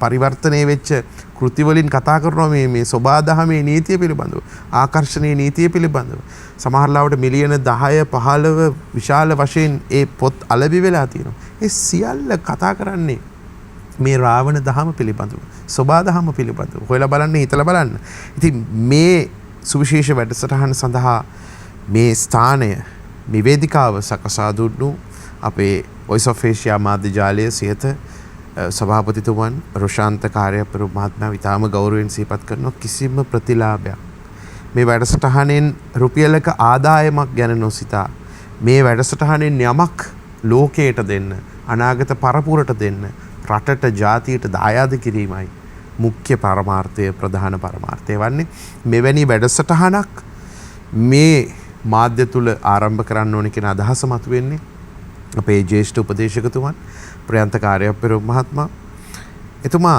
හරි පුදුමාකාර සිතුවිලි අදහස් තියෙන මේ ජාතියට ආදරය කරන මේ පොළොවට ආදරය කරන මා හිතන්නේ කලාතුරකින් මේ පොළොවේ ඉපදෙන සුවිශේෂ පුද්ගලයෙක් ඒ නිසා එතුමන්ටත් ඊටාම ගෞරවයෙන් අපි අපේ ගෞරවය පිරිනමන්නට ඕනේ විශේෂයෙන්ම මෙවැනි වැඩසටහනක් මේ විවිධ බාධක මැදින් ඉදිරියට යන්න බාධක හමුවේ නොසැලෙන ශක්තියක් ධෛර්යයක් තියෙන විශාල ධෛර්යයකින් යුක්ත වූ නිෂ්පාදකවරයෙක් සජීව බාලසූරිය මහත්මාව මේ සඳහා මේ වගකීම බාර දෙනවා. එතුමන් ඊටාම හොඳින් මේ වැඩසටහන කරනවා. මොන බාධක මොන ගැටලු තිබුණත් මේ සියලු දෙනා එකට එක හොයකින් බැඳලා තියාගන්නට ඔහුට පුළුවන්කම ලැබිලා තියෙනවා. ඒ වගේම අපේ සියත කණ්ඩායම කාර්ය මණ්ඩලය සියලු දෙනා මේ කැමරා ශිල්පීන් SCP නොහෙලා මේ වැඩසටහනේදී හැම තප්පරයක්ම එයා ඊටාම ගෞරවයෙන් ඕනෑකමින් උනන්දුවෙන් කටයුතු කරන්නේ සියලු දෙනා ඊටාම ගෞරවයෙන් සිහිපත් කරනවා. ඒ වගේම වැඩසටහනේ පළමු සම්පත්දායකයා ගයාන් සඳකැලුම් මහත්මයාගේ සිට අද වනතුරු අද අපේ මේ තාමරශ්‍රී වික්‍රමනායක මහත්මිය යෝගාවචර සෙල ගුණරත්න මහත්මයා දක්වා මේ වැඩසටහන වෙනුවෙන් පැමිණෙන බොහෝ කැපකිරීම් කරමින් පැමිණෙන තමන්ගේ ජීවිතයේ අතිශය වැදගත් කටයුතු අත්හරිමින් මේ වැඩසටහන සඳහා පැමිණි සහ අනාගතයේදීත් පැමිණෙන සියලු දෙනාට අපේ ගෞරවය ස්තුතිය පිරිනමමින් මම හිතන්නේ තවත් වටිනා කාරණා රාශියක් කියන්න පොත දිගෑරගෙන ඉන්නේ ඒ නිසා මම හිතන්නේ කොග්ගල පවත තුල තවත් බොහෝ දේ අපිට ඉදිරියට ගෙනියන්නට තියෙනවා තාමරශ්‍රී වික්‍රමනායක මහත්මිය. දැන් අපි කොග්ගල ඉතිහාසය ගැන කතා කරනකොට දැන් අපේ අසේල මහත්මයාත් කිව්වා අර උපුල්වන් දෙවියන් සම්බන්ධයෙන්. ඉතින් අපි දන්නවා දකුණු පළාතට ගියොත් අපිට දෙවිනුවරත් එක්ක සම්බන්ධ වෙලා බොහෝමයක් මේ ඒ විශ්වාස ඇදහිලිය බොහෝමයක් අපට දැක ගන්න පුළුවන්. ඉතින් කොග්ගල කියන නමත් එක්ක තාමරශ්‍රී මහත්මයා දැන් කොග්ගල නිලමේ කෘතිය ගත්තා. කෘතියත් ඒකත් අපේ රාවණ ඉතිහාසය සහ සම්බන්ධ වෙලා තිනවා. අපි මං හිතන්නේ එක වැඩසටහනකදී දීර්ඝව ඒ ගැන කතා කරා. ඒ කොග්ගල නිලමේ ඒ කතා ප්‍රවෘත්තිය පළවුණු පුවත්පත පවා මම ගෙනල්ලා මේ වැඩසටහනට ඉදිරිපත් කරා. ඉතින් ඒ වගේම තමයි මේ කොග්ගල ඉතිහාසය ගැන අපි කතා කරනකොට මේ කොග්ගලට දැන් අපි දන්නවා අපේ මේ හෙළ දීපේ පිහිටලා තියෙන අක්ෂාංශ දේශාංශ අනුව අපි උතුරු අක්ෂාංශ 5ත් 10ත් නැගෙනහිර බටහිර දේශාංශ 79ත් 82ත් අතර තමයි කියන්නේ අතීතේ නම් විශාල භූමිස්කන්ධයක් අපේ හෙළදීපයට අයිති වෙලා තිබුණා. නමුත් දැන් මේ වෙනකොට අපිට අපේ අක්ෂාංශ දේශාංශ නූතනයේ විද්‍යානුකූලව අපි බලද්දී ඒ සීමාවට කියලා තමයි අපි නිර්ණය කරලා තියෙන්නේ. ඉතින් ওই අක්ෂාංශ උතුරු අක්ෂාංශ ගත්තොත් අක්ෂාංශ 6 රේඛාව කෙලින්ම ඒ කියන්නේ සම්බන්ධ වෙන්නේ ඍජුවම සම්බන්ධ වෙනවා කොග්ගල සහ වලස්ගල. අතර තමයි සම්බන්ධ වෙන්නේ. ඉතින් ඔය විශේෂයෙන්ම මාර්තු 21 සමකයට හිරුමුදුන් වෙනවත් එක්කම මාර්තු 21 ඉඳලා අප්‍රේල් අපේ අලුත් අවුරුදු උදාව වෙන තාක් සූර්යයා මුදුන් වෙනකොට ඒක ඉතාමත් සුවිශේෂී බලපෑමක් මේ කොග්ගල ප්‍රදේශයට සිදු කරනවා. ඒක අලුත් අවුරුදු උදාවත් එක්කම සිදු කරන බව තමයි මම හිතන්නේ. ඒකත් මම එක්තරා වැඩසටහනකදී දීර්ඝ වශයෙන් මේ දේ වෙන්නේ කොහොමද කියන එක ගැන සාකච්ඡා කරා. ඉතින් මේ සූර්ය ශක්තිය හා බැඳුණු ඉතාමත් සුවිශේෂී ග්‍රාමයක් විදිහට තමයි අපිට කොග්ගල හඳුන්වන්න පුළුවන් වෙන්නේ. ඉතින් මේ කොග්ගල පවත කෘතියෙහි එනවා මලලගම පුරාණය කියලා එකක්. මේ මලලගම පුරාණය මුලින්ම රාවණ රජු විසින් කරපු ඒ විකුමන් මොනවාද කියන එක දක්වලා ඉන්පස්සේ කියනවා ඒ පරපුරේ එන සමන කියලා රජ කෙනෙක් ගැන. දැන් අපි දන්නවා අපේ යක්ෂ ජන කොටස ගැන අපි දිගින් දිගටම අපි මේ වැඩසටහනේ කතා කරාම මේ පණ්ඩුකාභය කුමාරයා කොහොමද මේ අපේ එකල හිටපු ඒ යක්ෂ ජනතාවගේ ඒ කියන්නේ ජන ප්‍රසාදය දිනාගෙන රාජ්‍ය පාලනය කරන කාලයේදී අනුරාධපුරයේ අපේ රුහුණෙන් සමන කියලා පාලකයෙක් වෙනම එනවා. මේ රාවණ පරපුරෙන්ම තමයි ඔහු පැවතෙන බව ජනප්‍රවාද සහ ජනශ්‍රුතික කාරණාවල පැහැදිලි වෙන්නේ. නමුත් මේ සමන කියන ප්‍රාදේශීය පාලකයා ගැන අපේ වංශකථා ඉතිහාසවල සඳහන් වෙලා නැහැ. එහෙනම් ඔහු කවුද? ඒ වගේම තමයි මම කැමතියි දැන් අපි මේ වැඩසටහනේදී අපි කතා කරානේ මේ ආධ්‍යාත්මික ශක්තිය ගැන අපි කතා කරනකොට අපිට යන්ත්‍ර මන්ත්‍ර තන්ත්‍ර කියන එක බොහොම වැදගත් වෙනවා. අපේ ආධ්‍යාත්මික ශක්තිය ප්‍රගුණ කරනකොට අපේ භාවනාව වෙන්න පුළුවන්, අපි කුණ්ඩලිනී ශක්තිය වඩනවා වෙන්න පුළුවන්. ඒ හැම දෙයකදීම අපි උපයෝගී කරගන්න දෙයක් විදිහට අපිට මේ තන්ත්‍ර වගේ දේවල්, ඒ කියන්නේ බොහෝමයක් ඔය ශබ්ද තරංග කියන දේවලුත් ඒහා බැඳිලා යන බව දැන් විද්‍යානුකූල පරීක්ෂණ කරන අය පවා ඒ දේවල් ගැන පරීක්ෂණ පවත්වලා තියෙනවා. ඉතින් අපි එක්තරා වැඩසටහනකදී කතා කරා මේ එකල තිබුණු මේ හෙළ යන්ත්‍ර මන්ත්‍ර ශාස්ත්‍රය අපේ හෙළ අක්ෂර සමග කොහොමද සම්බන්ධ වුණේ කියන එක ගැන සහ වර්තමාන අක්ෂර කලාවට ඒ දේවල් වලිනුත් ඒ අතීතයේ තිබුණු ඒ යන්ත්‍ර මන්ත්‍ර වලට භාවිතා කරපු ලකුණු අක්ෂරවල බලපෑමක් ලැබුණා කියන එක මම හිතන්නේ දීර්ඝව අපි සාකච්ඡා කරා. ඉතින් බොහෝ දෙනෙක් මේ කොග්ගල මේ සූර්යයා හා සම්බන්ධ කොග්ගලට මේ කොග්ගල කියන නම වැටුනේ කොහොමද කියන එක ගැනත් මම කතා කරන්නට ඕනේ. සහ එහි තියෙන ඉතාමත් සුවිශේෂී සෙල් ලිපිවල මේ යන්ත්‍ර අකුරු බොහෝමයක් සඳහන් වෙලා තියෙනවා. නමුත් මම හිතන්නේ බොහෝ අය මේක හොයන්න වැඩි ඉදිරිපත් වෙලා නැහැ. ඔයගොල්ලන් ගිහිල්ලා තියෙනවා නම් කොග්ගල කලපුවට. මම හිතන්නේ ගොඩාක් අය මේ කැමතින දැන් ඔය මේ බෝට් වල හරි මේගොල්ලන් ගොඩක් යනවා කොග්ගල කලපුව කියන එක. ඔය සෙල් ලිපි 3ක් කොග්ගල කලපුවේ තිබිලා තියෙනවා. මේ අරිසෙන් අහුබුදු ශූරීන් ඒක දැන් වතුරට ඒ ගල් ඒ කියන්නේ කලපුවේ තියෙන ගල් වල තමයි මේ සමන රජුගේ පාලනය පිළිබඳ ඒ සෙල් ලිපි කොටලා තියෙන්නේ. මම ඔබට කැමතියි මේ කෘතියේ අවසානයේ ඒක දක්වලා තියෙනවා විශේෂයෙන් මේ සෙල් ලිපි මොනවද කියන එක. ඉතින් මම ඇත්තටම ඒ යාත්‍රාවකුත් කතා කරගෙන මම ගියා මේ ගල් හොයාගෙන. ඒ කියන්නේ ගොඩක් අය දූපත් දන්නවා. දැන් කොග්ගල කලපුවේ අහවල් තන කුරුළු දූපත තියෙනවා. ඒ වගේ දූපත් ගැන ඒ අය දන්නවා. නමුත් මේ ගල් වැටි පිළිබඳව තියෙන දැනුම ඉතාමත් අඩුයි. එතකොට මේ අරිසෙන් අහුබුදු ශූරීන්ගේ කොග්ගල පවතේ තියෙන කොකා කෙටු ගල කියලා ස්ථානයක්. කොකා කෙටු ගල. ඇත්තටම මම මේ ස්ථානේ හොයාගෙන ගියා කොකා කෙටු ගල. ඔබට දැන් ඡායාරූප කිහිපයක්ම පේනවා ඇති. ඒ කියන්නේ විවිධ පැති වලින් ගත්ත මේ එතනට ගිහිලා මේ කොකා කෙටු ගල මේ අරිසෙන් අහුබුදු ශූරීන් මේ කොග්ගල පවත කෘතියෙහි ඔබට දැන් පේනවා නම් ඒක කරපු පිටපතක් සඳහන් කරලා තියෙනවා. මම මේක විශාල කරලා ගෙනාවේ මේ ඔබට පේනවා ඇති මේකේ කොකෙක්ගේ ලාංඡනයක්. හීයක් තුඩින් ගත්ත කොකෙක්ගේ ලාංඡනයක් මේ කොග්ගල කලපුවේ තියෙනවා කොකා කෙටු ගල කියලා. මේ සමන රජුගේ රාජ්‍ය ලාංඡනයේ විදිහට තමයි අතීතයේ මේක තිබිලා තියෙන්නේ. මං හිතන්නේ පුරාවිද්‍යා දෙපාර්තමේන්තුවේ මේවා ගවේෂණය කරන්න එනකොට මේවා වතුරට හේදිලා ගොඩක් දේවල් දැක ගන්නට හැකියාවක් ලැබිලා නැහැ. මේක ඉපැරණි පිටපත් වලින් තමයි මේ දේවල් උපුටාගෙන අරිසෙන් අහුබුදු ශූරීන් දක්වලා තියෙන. සහ මේ ඔබ ලං කළ බැලුවොත් ඔබට යන්ත්‍ර අක්ෂර වගේ කියන්නේ අක්ෂර කිහිපයක් ඔබට දැක ගන්න හැකියාවක් තියෙනවා. ඉතින් ඒ අක්ෂර සඳහාත් කියවීමක් ලබා දීලා තියෙනවා. එහි දක්වලා තියෙන විදිහට සමන දියගත් බව කියන්නේ සමන දියගත් බව රම් නැසි කියලා තමයි දක්වලා තියෙන්නේ. කියන්නේ සමන රජු විසින් මේ රම් නැසුවා කියන එක මේ සමන කියන වචනේ තමයි සමන කියන හැටියට ඔහු දක්වලා තියෙන ඔහුගේ කෘතියෙහි. දැන් මේවා ගොඩාක් මේ යන්ත්‍ර සලකුණු විදිහටත් අපේ යන්ත්‍ර මන්ත්‍ර ශාස්ත්‍රයේ ඔය අපි යන්ත්‍ර අඳිනකොට මේ සලකුණු බොහෝමයක් යොදාගෙන තියෙනවා. ඉතින් ඇත්තටම මම ගියා මේ කොකෙක්ගේ රූපයක් ඒ කොකා කෙටුවල තියනවාද කියලා බලන්න. ඉතින් ඇත්තටම මේ ගල් තුනම පරීක්ෂා කරන්න ටිකක් අපහසුයි. අපිට අර වතුර ඉඳලා ඒ ගල් උඩට බහැලා තමයි ඒක බලන්න ඕනේ. එතකොට එක් ස්ථානයකදී ඇත්තටම මේ කොකෙක්ගේ රූපයක් වගේ ඒක වතුරට හේදිලා ගියත් එක් තැනක ගලක ඒ කොටපු ලකුණු කිහිපයක් දැක ගන්නට හැකියාවක් තියෙනවා අදටත්. ඉතින් ඒ වගේම තමයි මේ හැම දෙයක්ම අපේ හෙළ අක්ෂර හා සම්බන්ධයෙන් මේව මොනවද මේවෙන් කියවෙන සංකේත මොනවද කියලා නිසි ගවේෂණයක් මෙතරම් කියලා නැහැ. අපි දන්නවා දැන් අපේ අක්ෂ ගෝත්‍රික අපේ අක්ෂ ජනකොටස ඉතිහාසය ගැන කතා කරනකොට අපි සෙප්පඩ විද්‍යාව ශබ්ද තරංග වලින් කොහොමද අපි ඒ දේවල් යොදාගත්තේ කියන එක සහ මේ අක්ෂර වලිනුත් කියවෙන අර්ථය මොකක්ද කියන එක මං හිතන්නේ අපි පැහැදිලිව මේ දේවල් ගවේෂණය කළා නැහැ. ඒ වගේම කොග්ගල කලපුවේ තියෙනවා තව කොටවාන ගල කියලා එකක්. නෑ ඒකත් බොහෝ අපි නැගපු ඒ යාත්‍රාවේ අය දන්නේ නැහැ කොටවාන ගල කියන්නේ මොකක්ද කියන එක. අරිසෙන් අහුබුදු ශූරීන්ගේ මේ කොග්ගල පවත පොතේ ඡායාරූපයක් වෙනම දක්වලා තිනවා. මෙන්න මේක තමයි අහවල් කොටවාන ගල. ඊට පස්සේ මේ පොත පෙන්නුවයින් පස්සේ ඒගොල්ලන් කිව්වා එහෙනම් මේ ගල තියෙන තැන අපිට පෙන්වන්න පුළුවන්. මේ ගල් වැටියේ තියෙන තැන අපිට පෙන්වන්න පුළුවන් කියලා. දැන් ඔබට ඡායාරූප පේනවා ඇති ඒ ගල් වැටියේ ඡායාරූපයක්.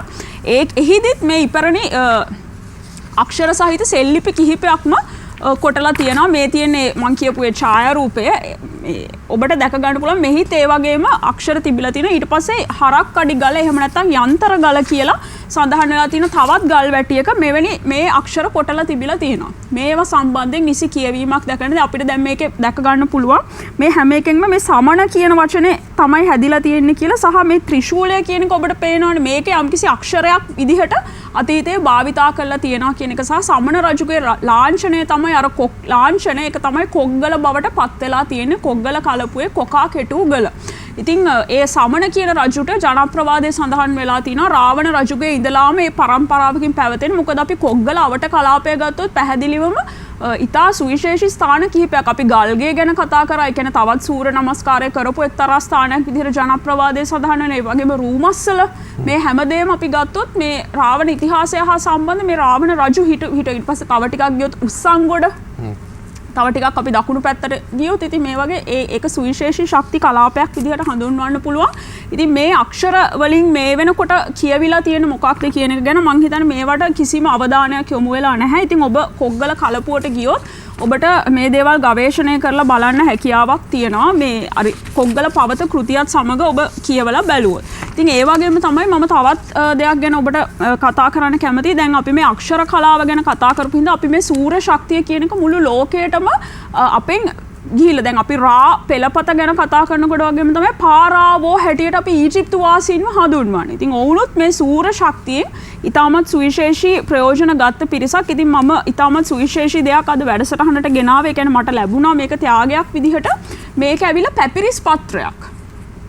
අපි කියන්නේ පැපිරිස් පත්‍ර කියන්නේ මේ අපි හිතන්නේ දැන් අපේ පුස්කොළ අපි ලියන්නේ තල්පත්වල අපි ලියනවා වගේ ඊජිප්තු වාසීන් අතීතයේ ලේඛන කලාව සඳහා භාවිතා කරලා තියෙන මේක මෑත් කියන්නේ නව නිර්මාණයක් විදිහට තමයි මේ චිත්‍ර ඇඳලා තියෙන්නේ. නමුත් මේ චිත්‍ර ඇඳලා තියෙන්නේ දැන් අපේ තල්කොළවල භාවිතා කරනවා වගේ ඊජිප්තු වාසීන් අතීතයේ ඒගොල්ලන්ගේ අක්ෂර භාවිතා කරලා තියෙන පැපිරිස් පත්‍රයක්. මේ එවැනි පැපිරිස් පත්‍රයක් තමයි ඔබට දැක ගන්න හැකියාවක් තියෙන. මේ පැපිරිස් පත්‍රයේ තමයි මේ චිත්‍රය ඕන් සිතුවම්ගත කරලා තියෙන. ඉතින් එහි නෙෆර්ටිටි බිසව සහ තුතන්ඛාමන් කියන දෙදෙනාම ඉන්නවා. ඒ වගේම තව අක්ෂර බොහෝමයක් තියෙනවා. දැන් මේ අක්ෂර හැම එකකටම නිසි කියවීමක්. මේ පිරමීඩ ඇතුලේ තිබුණු අක්ෂර තමයි මේගොල්ලන් මේ සටහන් කරලා තියෙන්නේ. මේ දේවල් මේ රූපාක්ෂර වලින් කියවෙන ශක්තියින් මොනවද ඒවේ අර්ථය මොනවද කියන එක ඕන් පැහැදිලිව ගවේෂණය කරලා තියෙනවා. නමුත් දැන් අපේ කොකා කෙටුගල සෙල්ලිපියේ ඒ දේවල් වලින් කියවෙන මොන වගේ දේවල්ද කියන එක ගැන ඒ කියන්නේ නිසි ගවේෂණයක් කවුරුවත් කරලා නැහැ.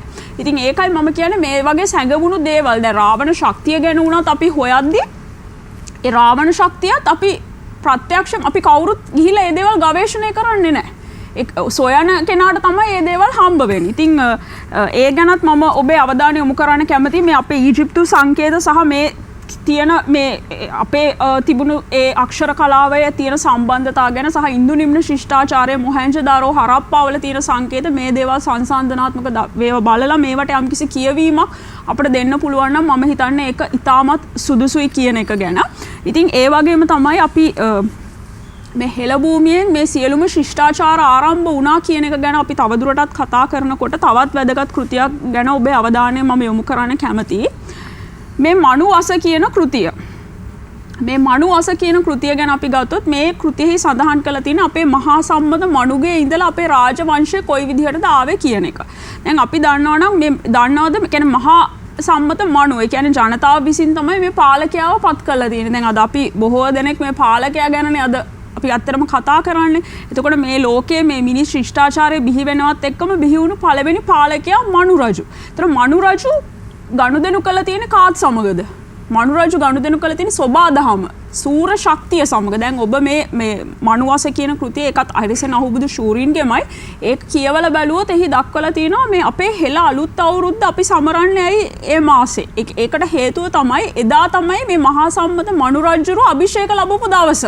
හැටියට අපේ හෙළයන් විශ්වාස කරලා තියෙන සහ විශේෂයෙන්ම කොග්ගල වැසියන් විශ්වාස කරලා තියෙන ආකාරය ගැන ඔහු ඒක කවි ගණනාවකින්ම දක්වලා තියෙනවා කොහොමද මේ දේවල් සිද්ධ වුණේ කියලා. සහ මහා සම්මත මනු කියන කෙනා ගොවියෙක්. ඊටමත් දක්ෂ ගොවිකමට දක්ෂ කෙනෙක්. දැන් අපි දැන් කියනවානේ රාවණ ශක්තිය කොහොමද මතුවලා තියෙන්නේ මේ භූමියේ කියන එක කුම්භකර්ණගේ භූමිකාව කොහොමද සිද්ධ වෙලා තියෙන්නේ කියලා. එතකොට කෘෂි කර්මාන්තය කොහොමද නගා සිටවන්න ඕනේ.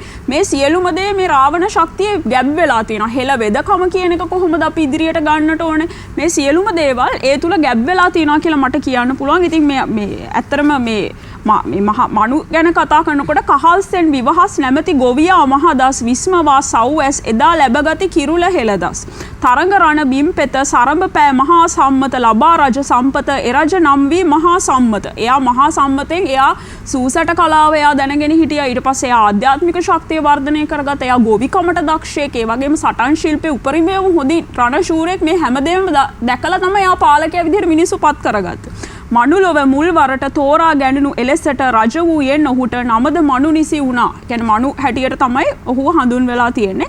මනුනා වසන තැන හේයින් මන්නාරම යන මනු නුවර වෙසෙමින මනු රජ. කියන්නේ මන්නාරමේ තමයි ඔහු රජකලේ කියන එක සහ මේ සූර්යයා සහ ඔහු අතර තියෙන සම්බන්ධය දක්වලා තියෙනවා. මනු රජුගේ අභියස සිදු වූ වෙසසි එදවස අවුරුදු මගුල ලෙස ගණිති හෙළයෝ අදත් පෙර ලෙස.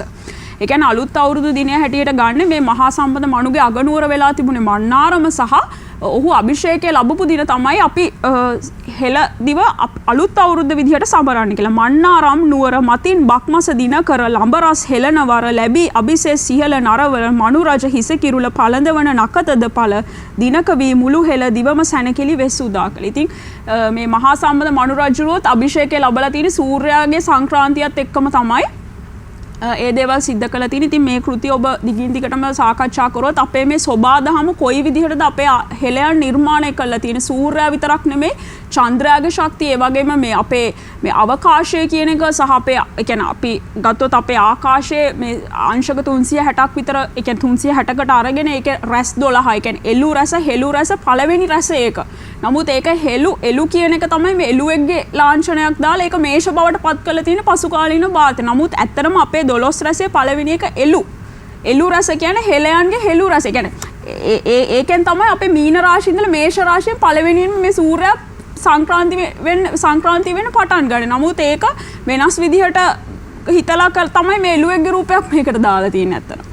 ඉතින් ඒ වගේ මේ අපේ 12 රස කොයි විදිහටද සකස් වෙලා තිබුණේ. ඒ වගේම අපේ නැකත් 27 කොහොමද මේ හැමදේම සෝබාදහමත් එක්ක. ඒ කියන්නේ අපි නක්ෂත්‍රයේ හැමදේම ගොඩක් අය විශ්වාස කරනවා. සමහර අය විශ්වාස කරන්නේ නැහැ. නමුත් ඒ හැමදේම මේ සෝබාදහමත් එක්ක ගැබ් වෙලා ඒ හරහා තමයි මේ ශක්තිය නැකත් කලාවේ වුණත් අන්තර්ගත වෙලා තියෙන. දැන් මේ කෘති කියවලා බලද්දී ඒව තවදුරටත් ඔබට විග්‍රහ කරගන්න හැකියාවක් තියෙනවා. ඉතින් ඒ වගේම අපි මහා සම්මත දැන් ඔබට මං හිතන්නේ මම ඡායාරූපයක් ගෙනාවා. මං හිතන්නේ ඔබ වෙස්මුහුණු කලාව ගැන දන්නා නම් ඔබ හොඳටම මේ පිළිම දෙක දන්නවා ඇති. මේ කියන්නේ මහා සම්මත රජුරෝ සහ මැණික් පාලි බිසව. ඉතින් මැණික් පාලි බිසව කියනකොට අපි කාන්තාවන් පවා එකල ඉතාමත් සුවිශේෂී ආධ්‍යාත්මික ශක්තියක් පුහුණු කරපු පිරිසක් හැටියට අපි දන්නවා. අපේ මන්දෝදරි රජිනිය පංච කන්‍යාවන්ගෙන් කෙනෙක්. ඉතින් මන්දෝදරි රජිනියගේ ඉඳලාම අපි දන්නවා මේ ඉතාමත් සුවිශේෂී ආධ්‍යාත්මික ශක්තියින් ප්‍රගුණ කරපු. ඉතින් ඊටත් කලින් මේ මැණික් පාලි බිසව හිටියේ පාලීවරියන්ටම ආවේනික වෙච්ච කොහොමද ඒ දේවල් උනේ? දැන් අපි දන්න මැණික් පාලී බිසව මහා සම්පත මනු රජුරන්ගේ බිසව. ඊට පස්සේ අපිට එනවා අපේ කවිලාශ පාලිය. ඒ කියන්නේ අපේ යක්ෂ මේ ජන කොටස ඉතිහාසය ගැන කතා කරනකොට බුදුරජාණන් වහන්සේගේ විෂකුම්බන සූත්‍රය ඒ දේවල් දේශනා කරනකොට ඒ දේවල් වලට හොඳින් සවන් දීලා තමන්ගේ ආධ්‍යාත්මික ශක්තිය හොඳින්ම දියුණු කරගත්ත සහ විශේෂයෙන්ම මානවයටත් ලොකු සම්බන්ධයක් තියෙනවා. මුක්තලතා දේවිය එහෙම නැත්නම් අපි කවිලාශ අග්නිපාලිය හැටියට අපි දන්න ඈත් පාලිවරයක්. එතකොට මැණික් පාලී බිසව පළවෙනිම බිසව හැටියට තමයි අපිට ඇයව හඳුන්වන්න පුළුවන්. ඊට පස්සේ එතනින් එහාට ගියාම සිරිමේගා රත්නපාලිය. එයත් මේ මානෑව ප්‍රදේශය හා සම්බන්ධ ඒ යක්ෂ ජන කොටසේ උරුමය සහ හෙළදිව සතුරන්ගෙන් බේරා ගැනීම සඳහා සුවිශේෂී දායකත්වයක් දරපු එකනේ. ඒ වගේම කුවේණි අපි මහා පාලිය හැටියට. ඉතින් ඒ වගේ මේ පාලිවරියන් සතුවත් ඉතාමත් සුවිශේෂී භූමිකාවන් ඔවුන් ඉදිරියට ගෙන ගියා මේ හෙළද්වීපය ආරක්ෂා කර ගැනීම වෙනුවෙන්. ඉතින් මේ මහා සම්මත මනු රජුරුවන්ගේ ගැන කතා කරනකොට මං හිතන්නේ ඇය ගැනත් අපි අනිවාර්යයෙන්ම කතා කළ යුතුයි කියලා තමයි. මොකද මැණික් පාලි බිසව ගැන වැඩිපුර අපේ වැඩසටහනේ කතා වෙලා තිබුණේ නැහැ. ඉතින් මැණික් පාලි බිසව ගැන අපි කතා කරනකොට මේ අපිට තවත් ඒ කියන්නේ බොහෝ දේවල් තියෙනවා. මං හිතන්නේ ඉතිරි වැඩසටහනේදී අපි අද වැඩසටහන ඒ සම්බන්ධයෙන් නොවන නිසා අපි ඉදිරියේදී අපි ඒ කාන්තාවන් කොහොමද ආධ්‍යාත්මික ශක්තිය අවදි කරගත්තේ කියන එක ගැනත් අපිට වෙනමම කතා කරන්න හැකියාවක් තියෙනවා. ඉතින් ඒ වගේම මම තවත් දෙයක් ගැන ඔබේ අවධානය යොමු කරන්න කැමතියි. මේ කෘතිය ඔබ කියවලා බැලුවොත් ඇයි අපිට මේ නම් යොදන්න හේතුව කියන එක. දැන් අපේ යක්ෂ කියන ජන කොටසට ඇයි අපි යක් කියලා හඳුන්වන්නේ? එකල හිටපු ඒ කියන්නේ සිව්හෙලයන්ගෙන් යක්ෂ කියන ජන කොටසට අපි යක් කියන නම යොදන්න හේතුව මොකක්ද කියන එකත් මේකේ දක්වලා තියෙනවා. එහි මම ඔබට මේ ඒ පිළිබඳව මං හිතන්නේ අපිට ඊළඟ වටේදී තවදුරටත් කතා කරන්න හැකියාවක් තියෙනවා මේ දීර්ඝව මේ දේවල් කොහොමද සිද්ධ වුනේ කියන එක. දැන් මේ පැහැදිලි කිරීමත් එක්ක විශේෂයෙන්ම මේ ඉතිහාසය පිළිබඳව අපි බොහෝ තැන්වල බොහෝ කාරණා පැහැදිලි කරගනිමින් ආව රාවණ වැඩසටහන් ගණනාවක් තුළ. නමුත් මේ පහුගිය වැඩසටහන් කීපයත් එක්ක ගත්තාම අපි කිසියම් හැරවුම් ලක්ෂයක ඉන්න බවක් දැනෙන්න පටන් අරන් තියෙනවා. මොකද මේ වසර 5කට ආසන්න කාලයක් තුළ සාකච්ඡාවට බඳුන් නොවූ බොහෝ දේ පහුගිය වැඩසටහන සහ මේ වැඩසටහනේ කතා කරන්න අවස්ථාව සැලසිලා තියෙනවා. මට හිතෙනවා යෝගාවචර අසේලගොඩරත්න මහත්මයා මේ රාවණීන්ගේ පිබිදීම කියන කාරණාවට එක්තරා උදාහරණයක් වෙන්න ඇති. මේ අපි මින් පෙර කතා නොකරපු සුවිශේෂ කාරණා මෙතනට ආවට පස්සේ මේ පැමිණෙන අය කතා කරන්නේ. ඔව් මේක තමයි විශේෂත්වය. මොකද අපි මේ වැඩසටහන ප්‍රථම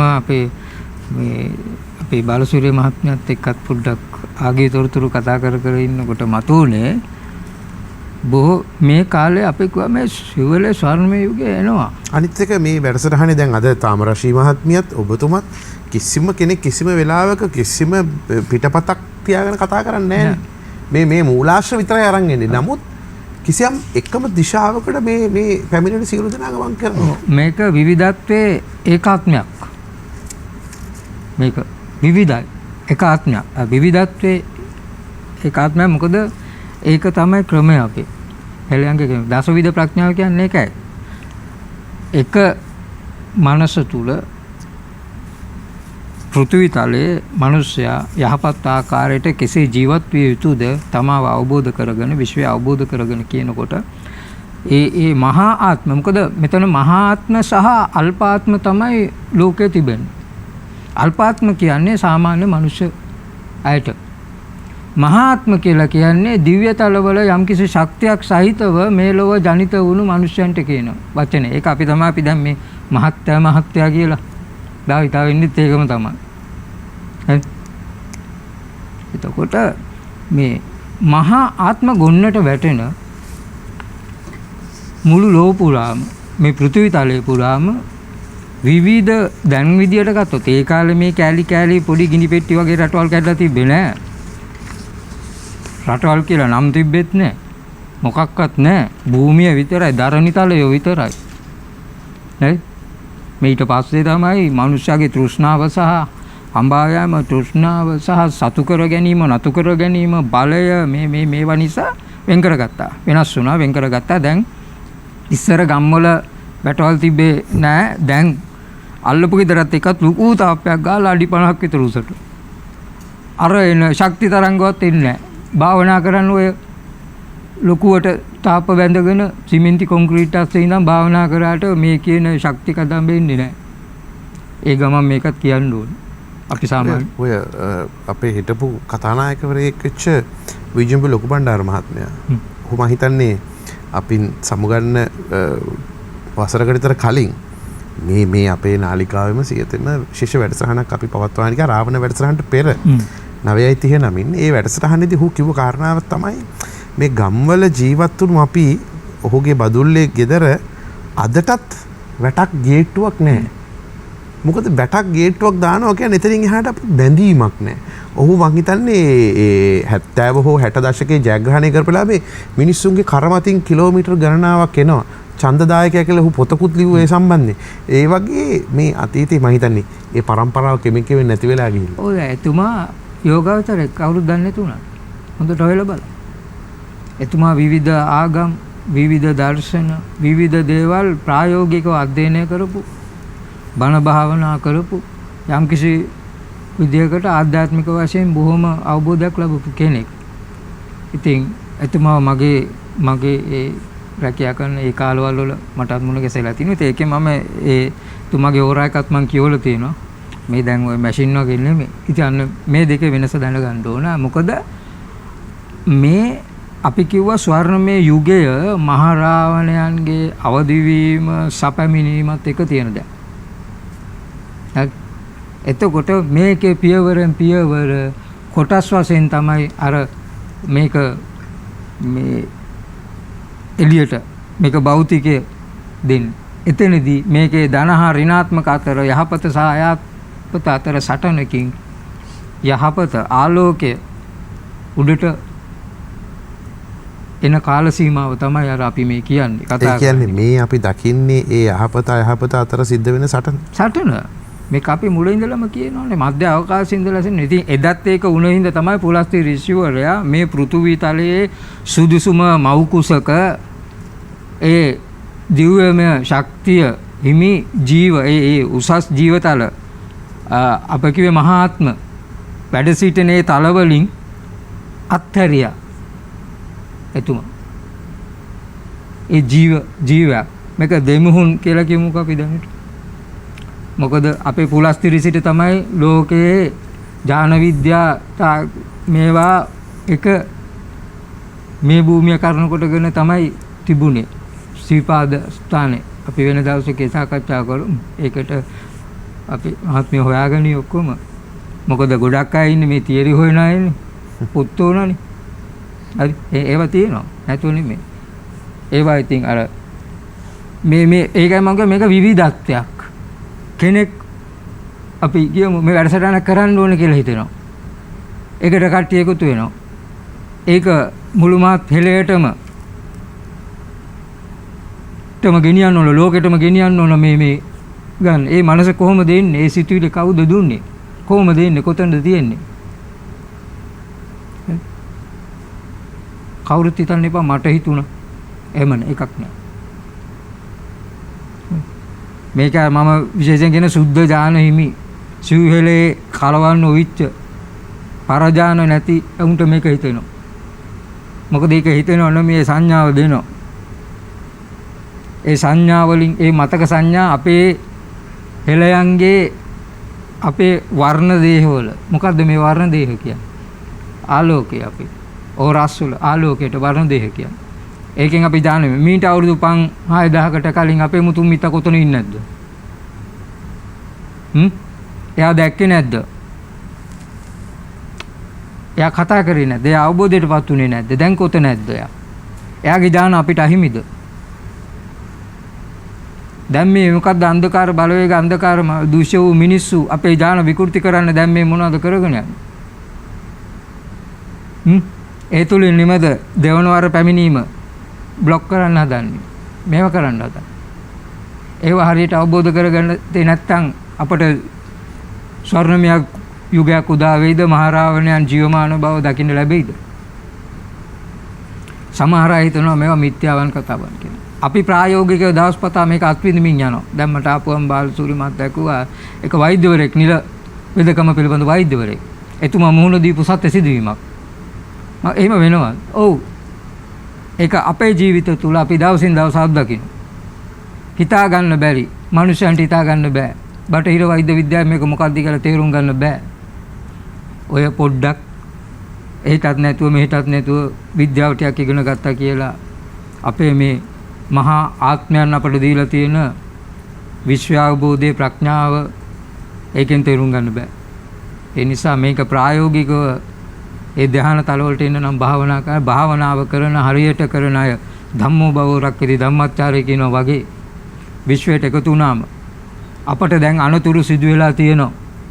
ඒ අනතුරු වලදී අපිට හිතා ගන්න බෑ අපි කොහොමද මේවා වලින් බේරුනේ නිදහස් වුනේ.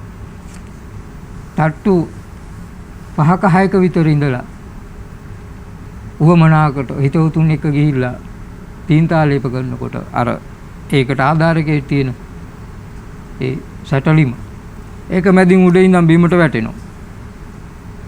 බැලි කැටයක තුවාලයක් නැහැ, සීරීමක් නැහැ.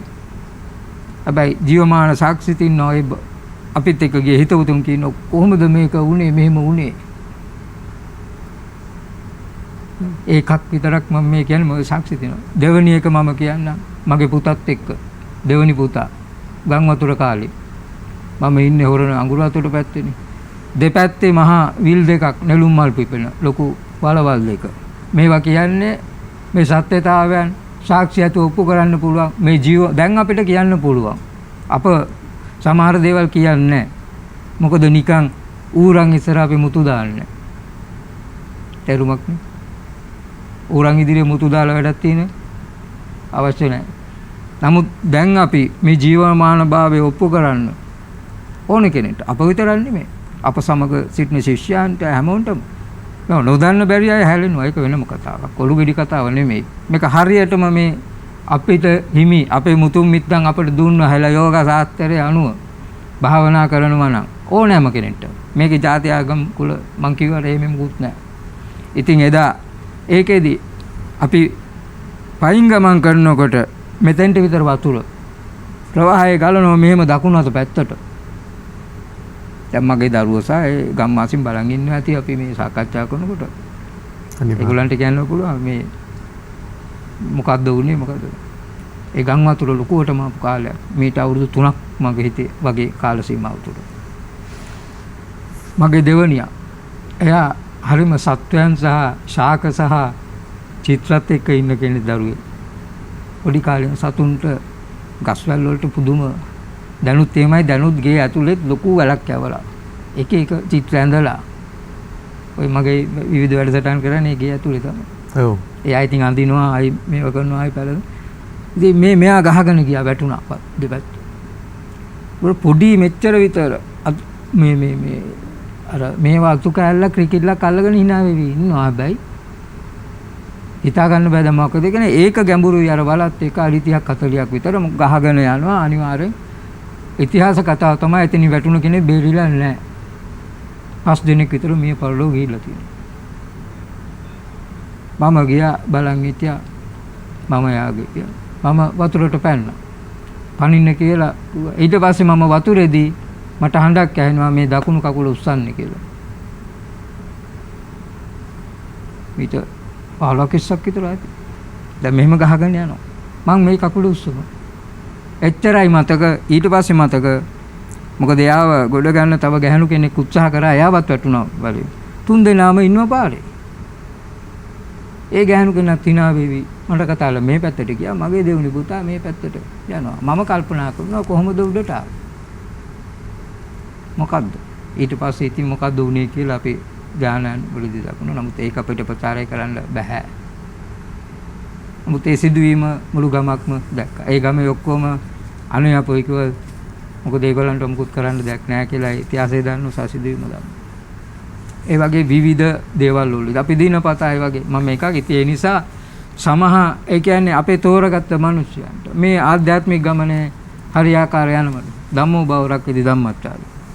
ඒක බොරු කරන්න බෑ. ඒක ඉතිහාසින. ඒ නිසා එදා පුලස්ති ඍෂිතුමන්ට අවශ්‍ය වුණා මේ විනාශ වෙලා යන මිනිස්යන් උතුම්ම විශ්වයේ උතුම්ම මේ මැවිල්ල සහ උතුම්ම වස්තුව උතුම්ම ජීවය මිනිස්සු ආරක්ෂා කරගන්න. මේක විනාශ යන මේ පෘථිවිය විනාශ වෙනවා.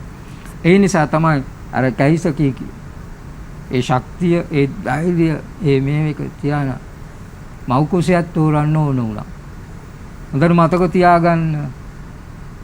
ඒ මව් කුසයට ජීවය ලැබුණේ. ඒ වගේම තමයි අර ඒ පියාට ඥාන ශක්තිය අවශ්‍ය. ඔය ඍෂිතුමෙක්, ඍෂිවරයෙක්, යෝගිවරයෙක්. හරි? විශ්වමණි කියන ඍෂි කියන්නේ තුන් පාරක් බැරි වෙනවා මේ සබඳතාවය හදන්න. මොකද ඍණාත්මක ශක්තියින් ඒක කරන සෑහෙන අද වගේමයි. ඒතකොට එහෙමයි මේ ජීවය. ඒ ජීවය ජීවමාන, දිව්‍යමානයක්. දිව්‍යමානයක්. මානයක් කියන්නේ මොකද්ද? මානයක් කියන්නේ යම් කිසි තලයක එතන සංඥාවක් තියෙන තැන ඉලක්ක ඒක මානයක්, එල්ලයක්. හරි. එතන සිටපු උසස්ම මේ ලොකු විද්‍යාත්මක ඥාන තාක්ෂණ වැඩක් උනේ එදා. මොකද පුලස්ති ඍෂි කියන්නේ ඒ කාලේ හිටපු උසස්ම ඥාන තාක්ෂණය පිළිබඳ උසස්ම දැනුම අපේ දෙමෝන් ජීවින් කොච්චර ඉන්නවද අපි? කොච්චර අපේ නිර්මාණය කර මුළු ලෝකෙම හිටියේ. ඒවා තමයි අර පරණ පොත්පත්වල ගුහාවල අරමවල තියෙන්නේ. ඒ පරිවේශනාගාර ඒවා. අමතක වෙනකොට පොඩ්ඩක් ඇඳ ගන්න. මෙහෙමයි හදන්න ඕනේ. මෙහෙමයි මූ සද්දේ එන්න ඕනේ. මෙහෙමයි මේකගේ අතපය වැඩ කරන්න ඕන. මූ අපි යුද්ධයට භාවිතා කරන එකෙක්. අපි එහෙමයි ස්වභාවිකව මික්ස් කරලා ඒක හැම එකක්ම කරේ යහපත සඳහා. විනාශයට. හැබැයි මේක ගන්න මේ පෘථිවිය යටත් කරගන්න අර ඍණාත්මක අඳුරු ශක්ති ජීවතල මේ ඔක්කොම අර වානර විශේෂයක් තෝරගත්ත එකට මුලින්ම ඒ හරහා අන්න මුලා කිරීමේ ආත්ම සහ නිපුණත්කමේ ආත්ම කියන ශක්ති ධාරාව යවුවා ಭಾರತේ විශේෂයෙන්ම අර වෙනත් ශක්තියින් නිසා තෘෂ්ණාවන් පොඩ තියෙනවා හැම කෙනාටම. ඒ වගේ විකෘති. මොකද ශක්ති දෙකක් නේ මේ ලෝකයේ කියන්නේ. ශක්ති දෙකක ජීවි අජීවි ශක්ති දෙක ධනාත්මක සහ ඍණාත්මක වශයෙන් බෙදලා තිනවා. මේකේ ගැටුම තමයි මේ විශ්වයේ දිගට යන්නේ. එතකොට අපි අවුරුදු ඔය කියන අර මහා රාවණයන්ව කවුරුත් ඝාතනය කරේ නැහැ. ඒකට ධානය වඩන්න ඕන. දස ප්‍රඥාවේ හැම දෙයකටම ධාන ශක්තිය ගැබ්බෙලා තිබ්බා. ඒක පොළවට ආවා. ඒකෙන් තමයි උසස්ම භූමිය, උසස්ම රට, උසස්ම මිනිසයන්, උසස්ම දේ ලැබුණේ මුළු පෘථිවි ලෝකෙටම. හැමෝටම මේ මිනිසයාට විතර නෙමෙයි ගහකොළ සතා සිව්පාවා පෙනෙන නොපෙනෙන ජීවි සියලු දේට. එතකොට ඒ උතුම් වූ කාර්යයෙන් ජනිත වූ මනුෂ්‍ය පුත්‍රයෙක් තමයි මම මේක මේ ස්ථානෙම කියලා තියෙනවා. ජීවමාන වචනේ මම සාහන කාලෙකින් නම් කියලා තියෙනවා. එතකොට ඒක අපට දෙන්න මොකද අපි වෙනම විදිහට ඉපදිලාද? වෙනම විදිහට කන බොනවා නෑ නේද? අපටත් වහන තියෙනවා නම් අපිත් අද පොලිමේ තමයි. එහෙම එකක් නෑ යෝගිවරු කියලා. අපිත් කන්නේ ඔය කන හාල්ම තමයි. මේක වෙනස තියෙන්නේ භෞතික ශරීරය සහ භෞතික ක්‍රියාකාරකම් සහ ඒව නෙමෙයි. මේකේ තියෙන ඇතුලේ. එදා ගොවියට තිබුණ ආධ්‍යාත්මය. අද ගොවියට ආධ්‍යාත්මය නෑ. එදා වෙදාට තිබුණ ආධ්‍යාත්මය. අද වෛද්‍යවරයාට හෙළ වෛද්‍යවරු වෙන්න පුළුවන්. ඔය මා මුණ ගැහෙන්න ආපුවම මම සමහර අයට කියනවා ඉතින්. මොකද අපිට බොරු කියන්න බෑ. හෘද සාක්ෂියට එකඟව කාවත් උරතල් කරන්න කාවත් උල දාන්න බිම් දාන්න බෑ. සත්‍යතාවයයි. ඒකට සාක්ෂි දරනවා නම් ඒක සාක්ෂි බොරුවට කිව්වොත් මොකද වෙන්නේ කියලා මෙතුමිය දන්නවනේ අපි සම්මුති ලෝක තුල. ඒක නිසා ආධ්‍යාත්මිකව හැම කෙනාටම පුළුවන් ජීවමාන මහා රාවණයන් කියන එක මොකද්ද කියලා අවබෝධ කරගන්න ඒ ශක්තියෙන් දැන් සුජාත දූපුතුන් හරි ස්ත්‍රී පුරුෂ ભેදෙන් තුර ඒ ගර්භණී මාතාන්ට හම්බ වෙන්න තැන ඉඳලා මේ වයසක කෙනා දක්වා දැන් මේ ශක්තිය හැදෙන මොකද මේක විශේෂ යුගයක්. අපි කිව්වා මේ යුගය වෙනස් වෙනවා. යුගයක අපි කිව්වා හරමු ලක්ෂයක් මේ. මේකෙදි නපුර සම්පූර්ණ සෝදලා දූරින් බූතලා මේව වෙන්න ඕන. දියණිවරුන් පුතුන් කියලා වෙනසක් නැහැ. නෑ. මේ දවස්වල ලොකු කතා බහක් තියෙනවා මේ දියණිවරු හම්බෙන්නේ අම්මලා බොරු කිව්වහම කියලා. මම කියලා තිනවා මගේ ඕන ඔය තියෙන මේවල එක එක ඒවා දරුවෝ ආපුවා මං ඉතින් ඔය සාකච්ඡා දෙනවා. ඒවල තියෙනවා විශේෂයෙන් මව්වරු කරන කොටගෙනයි මේ වැඩේ වෙන්නේ. විශේෂ කාන්තාවන් නැගී සිටිනවා කියලා මං කිව්වා. හරි. මේ දැම්ම නෙමෙයි මම මේ කියන්නේ. දැන් එලිදරව් වෙලා දැන් ඒගොල්ලෝ ක්‍රියාත්මක වෙලා මේ සිව්වැලේ ස්වර්ණමය යුගයට විශේෂයෙන් මහරාවණයන්ගේ පැමිණීමට ඒ කාන්තා මහා ආත්ම තමයි වැඩේ කරන්නේ. මම හිතන්නේ මේ අපිත් එක්ක මේ ඉන්න කෙනත් බොහොම සුවිශේෂී කෙනෙක්. තෝරගත්තේ නැත්තම් මෙතන ඉන්න බෑනේ. පැහැදිලිව. අමුතුවෙන් කියන්න දෙයක් නෑ. ඒ විශ්ව දිව්‍ය තලවලින් හරි අපේ ධනාත්මක චිත්‍රාභාණ්‍ය මහා රාවණ ඒ වර්ධවා ගන්න එපා. මහා රාවණයන් දෙවි කෙනෙක් නෙමෙයි. වර්ධවා ගන්න එපා. දැන් මොකද විවිධ අර මතවාද දාලා මේවා මේ ඒකනේ තාම පරක්කු ඒකනේ තාම මේ වැඩේ වෙන්නේ නැත්තේ. ඕවා තියෙන්නේ තෝරගත්තේ උන්ට ගිහිල්ලා පය ගහලා එතන ශක්තිය ඇදලා මේ මහරාවණයන්ගේ හරියටම මේක ඒ ධනාත්මක චිත්තපාණිගේ දෙවිවරුන්ගේ හරියටම ශක්තිය අඳුරගෙන ඒ පහස විඳගෙන වැඩි කරන්න. එක එකාට ගිහිල්ලා තැන් වල ගිහිල්ලා ඒවා දූෂ කරන්න නෙමෙයි. අද අපි ඕනම තැන් තියෙනවා. අපි කවදාවත් ඒවා මාධ්‍යෙන් කියන්නේ. අපි සමහර තැන් වලට ගියා මම මේ කියන්නේ මේ සමහර දේවල් ගැන මේ මිනිස්සු හිතන්නේ විත්‍යාව මේවා නෑ මේවා නෑ. ඒ නිසා කියන්නේ මේක දැන් මාත් එක්ක ගියා 6ක් හෝ 7ක් මට මතක විදිහට මීට අවුරුදු එකමාරකට කලින් මම මේ වැඩසටහන් කරනම කාලේ මම කවදාවත් කියලා තියෙනවද? ඇයි දැන් කියන්නේ හැබැයි තැන කියන්නේ නෑ. ඕන්නම් යන්න අවශ්‍යයි විතර. එතනට ගියා. එතනට යනකොට පුද පූජා තියන්නේ ලං වෙන්න ඕන මෙන්න කන්දක්. ලං වෙන්න ඕන මෙන්න තියලා පණිවිඩය එන පුද පූජාව තිබ්බද තියනවද මොකද? මට හිතුණා උඩට ගිහිල්ලා තියන්න තමයි දැන් මේ එන්නේ. දැන් ගෙනාවේ නෑ මොකක් බලමු කියලා ගියා. ඒ ගිය වෙලේ ඉඳලා 4 අතින් ගිය කිසි කෙනෙක්ට මගේ පුතත් ගියා ලොකු පුතත් ගියා දන්නවනේ. ඔව්. අපිටත් ගියා. කිසි කෙනෙක්ට ඒකේ පින්තූරක් තියෙනවා වීඩියෝස් තියෙනවා. කිසි කෙනෙක්ට කිසිවක් කරන්න බෑ කතා කරගන්න බෑ. මහා විශාල යුද්ධයක් වගේ මම බැලුවා. නැත්නම් අපුව විසික් කරලා දානවා පල්ලෙහාට. අංකව කවුරුත් කතා කරන්න එපා. කතා නොකර පල්ලෙහාට බහිමු. කතා නොකර පල්ලෙහාට බැස්ස අපි. නැග්ගට ඔඩිය 70ක්ම ගානක් කරකෝලා කට්ට කරවලේ සත්වයන් ඉන්නවා බැස්ස 70ක්ම ගානක් ආයි පයින් ආව පන්සලක් නග වාහන తీරු ගියා. කතා කරන්න ඉවරයි. ඒ රැස් වෙන වෙලාවේදී පුද පූජා නැතුව වෙන කොහෙවත් අපි ගියේ අපේ මුතුන් මිත්තන්ව බලන්න වෙන කරක් ගාලා ඕනාවට එපාට උඹ ආවද එත් එකයි පණිවිඩය. ඒ වගේ මෙතන සුදුසු නැති දෙන්නෙක් හිටියා. ඒ දෙන්න අද වෙනකොට අපිත් එක්කත් නැහැ. ඒගොල්ලෝ වෙන මනෝභාවයෙන් තමයි අප සමග බණ භාවනා කරලා තියෙන්නේ. ඒ නිසා මේ ගමනේදී මේ සුද්ධ ලෙස භාවනා කරන හරි ගමනේ යනකොට නුසුදුසු අය හැලෙනවා. රොකට් එක ඉහළ යනකොට අර පල්ලෙහා තියෙන කැලි ටික දැවිලා බිමට එනවනේ. ඒ වගේ. ඒ නිසා මේ ආධ්‍යාත්මික ගමන කියන්නේ මේ හෘද සාක්ෂියට එකඟව යනවා නම් මේක තමයි මේ අධ්‍යයනය සහ අවබෝධ කරගන්න ප්‍රඥාව ලබන්න තියෙන එකම මඟ. මොකද අපේ දසවිධ ප්‍රඥාවේ අනර්ගම ඉහළින්ම තිබෙන දේ තමයි ආධ්‍යාත්ම භාවනාව. ඉන් පස්සේ අපේ සටන් ක්‍රම, අපේ සෞන්දර්ය විෂයන් පිළිබඳ ගුවන් තාක්ෂණය, එතකොට අභ්‍යවකාශ ඥානය, වෙන උපකරණ තාක්ෂණය, කුෂිකර්මය මේ ඔක්කොටම මේවා එක එක දසවිධ ප්‍රඥාව ගත්තම අනු කොටස් තියෙනවා. හරි? මේ කාගෙන්වත් ණයට අරන් දැනුම ගන්න දුවන්න ඕනේ නෑ ලෝක වටේ. හරියට කුෂිකර්මාන්තය කරනවා නම් හරියට ධානයක් වඩලා කරන්න. එතකොට මේ ඔක්කොම කතා ඉවරයි. අපි දැන් ඒකට ප්‍රායෝගිකව අපි ඒක කරන්න දැන් අපට අවස්ථාව ලැබිලා තියෙනවා. හදිස්සි නෑ. හදිස්සි වෙලා එක එක්කෙනා අපට දේවල් දෙන්න හැවිත්තා. අක්කර ගණන් බංගලාවල් මම මේ කියන්නේ සාක්ෂි තරන්න මිනිස්සු ඉන්නේ ඉඳ. කොළඹින් තට්ටු 4 ගෙවල්. ඒ ලෝක ක්‍රමේ.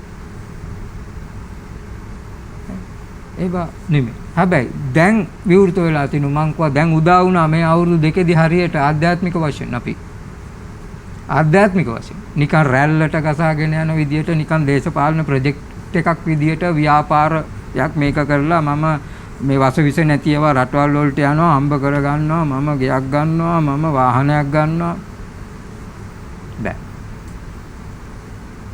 ඒ එතනින් තමයි අපි දූෂ්‍ය වුණේ ඍෂිවරු දුන්න ඖෂධය ගෙදර ආවිලා හදලා කම්මැලිකමට ආයි උඩට අතෙන්ට යන්නේ නැහැ ඒක හදලා යා බිව්වා හරි ඊට පස්සේ ගෙදර උන්ට හදුනම ආයෙ ඕන්නේ නැහැ මේක හදලා දුන්නා ඊට පස්සේ මිනිසුන්ට හදලා දුන්නා ඊට පස්සේ මේකෙන් නිකන් ඉඳන් ජීවත් වෙන්න පටන් ගත්තා වෙදකම රැකියාවක් කරගත්තා හරි එහෙම මනෝභාවයෙන් මේ ගමන සහ මේ ජීවමාන භාවය අවබෝධ කරගන්න බෑ හෙළ ක්‍රමේ නම් විශ්වයෙන් අපට යමක් දුන්නද ඒක කීයක් හරි දීලාද අපි ගත්තේ දුන්නේ ඈ නෑ එදා වෙදා මුදල් ගත්තේ නැහැ. අපේ යුතුයකම් ඉති කරා. හැකියාවලුනේ. මොකද? ඒක වෙනයි. බලාපොරොත්තුෙන් කිසි දෙයක් කවුරුත් කරේ නැහැ. අත්හැරීම තමයි තිබුණේ. මහා රාවණයන්ගේ ඒ මහා ආත්මය දිව්‍ය තල අත්හැරලා මනුලවට ආවේ කැමැත්තෙන් පුලස්තිරිසි කරේ. ඒකේ භෞතික යථාර්ථය මේකේ කරපු එක. එහෙම මිනිස්සෙක් කොහොමද මැරෙන්නේ? ඒ වගේ ලෝක ඉතිහාසයේ මේ පෘථිවියේ බොහෝ කාලවල විවිධ මනුෂ්‍යයන් ඇවිත් ගිහිල්ලා තියෙනවා.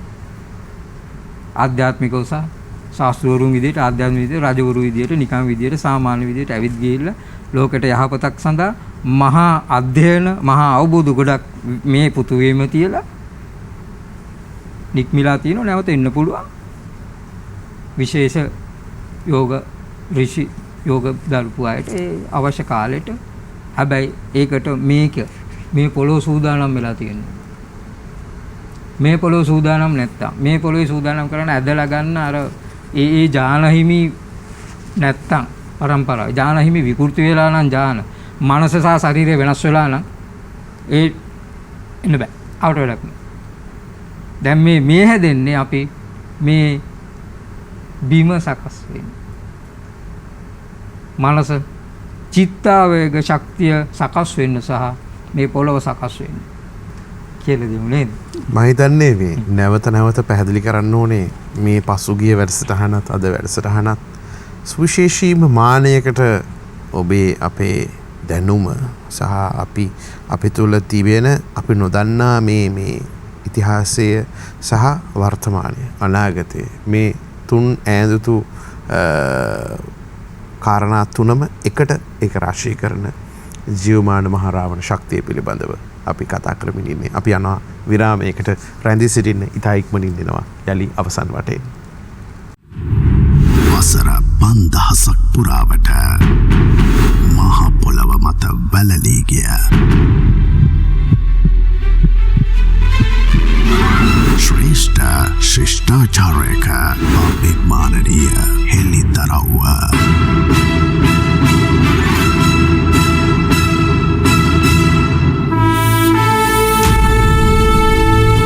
අපට අමතක වගේ අපේ පරපුරේ ලේ උරුමයේ සත්‍ය කතාව ජීවමාන මහා රාවණ ජීවමාන මහා රාවණ මේ අද වැඩසටහන බොහොම සුවිශේෂයි. ඒකට විශේෂම හේතුව මින් පෙර අත් නොවිදි මින් පෙර නොඇසු කාරණා රාශියක් ගැන අපි මේ වැඩසටහනේදී අද කතා බහ කළා සාකච්ඡා කළා. දැන් අවසන් වටේදී විශේෂයෙන්ම අංගම්පර උපදේශක ආධ්‍යාත්ම ගවේෂක යෝගාවචර අසේල ගුණරත්න මහත්මයාගෙන් දැනගන්න කැමති ඔබතුමා දැන් පෙර වටේදී විශේෂ පොරොන්දුවක් වුණා ඒ සුවිශේෂ කාරණාවක් මේ වටේදී හෙළිදරව් කරනවා කියලා කාලේ ඉතා වේගයෙන් ගත වෙලා යනවා. ඒ නිසා ඉතා ඉක්මනින් ඔබතුමාට අවස්ථාව සලසා දෙනවා මේ සුවිශේෂ කාරණාව හෙළි කරන්න. ඔව් මේක මම මේ අපේ මුතුන් මිත්තන් අපට දායාද කරපු විශේෂයෙන් ප්‍රඥා වර්ධනයටත් ශරීරයේ නිරෝගීතාවයටත් අපේ හෙළ යෝග ශාස්ත්‍රය වල එන ප්‍රාණශක්ති විද්‍යා කියලා බටහිර විද්‍යාව නෙමෙයි ප්‍රාණශක්ති විද්‍යා භාෂිත මේකක්. ඒකෙදි වෙන්නේ මේක මතක තියාගන්න ඕන මේක මේ සාමාන්‍ය ඕන කෙනෙක්ට කරන්න පුළුවන් එදිනෙදා Tamanට අවශ්‍ය ප්‍රාණ ශක්තිය තුලින් තමන්ගේ ශරීරය තුළ අපි කියන කම්පන කෝෂ කියලා ගොඩක් අය කියන චක්‍ර කියලා. ඉතින් ඒක කමන්නේ මොන නම් වලින් ගන්න. අපේ මේ තියෙන ශක්තිය ආලෝක අර වර්ණ ශක්තියින් වල මේ ඒ කම්පන කෝෂ මේ වෙලා නිරෝගී ශරීරයක් සහ නිරෝගී මානසික මට්ටමක් ලැබෙන දෙයක්. ඉතින් මේකේ ඊළඟ පියවරයන් ගොඩක් තිබුණත් මේක සාමාන්‍යයෙන් කරන්න මේවා වෙනස් කරන්න යන්න උවමනා නැහැ.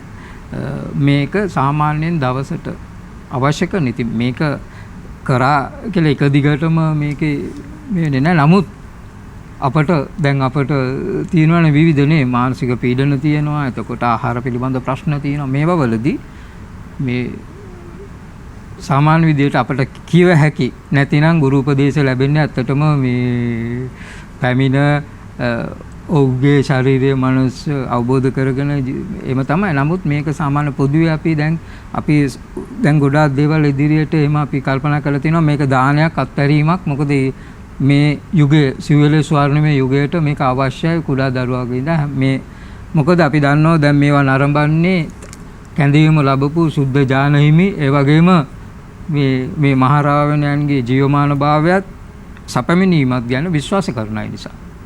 ඉතින් ඔවුන් ලබන ආධ්‍යාත්මික ප්‍රතිලාභයක් විදිහට අද අපි මේක මේ කියන ඒ නිසා ඒ වගේ අපි හැකියාව මොහොතකම අපි ඒ දේවල් දැන් දානය කරගෙන යනවා. මොකද ඒ දේ අත්හරින්න ඕනේ.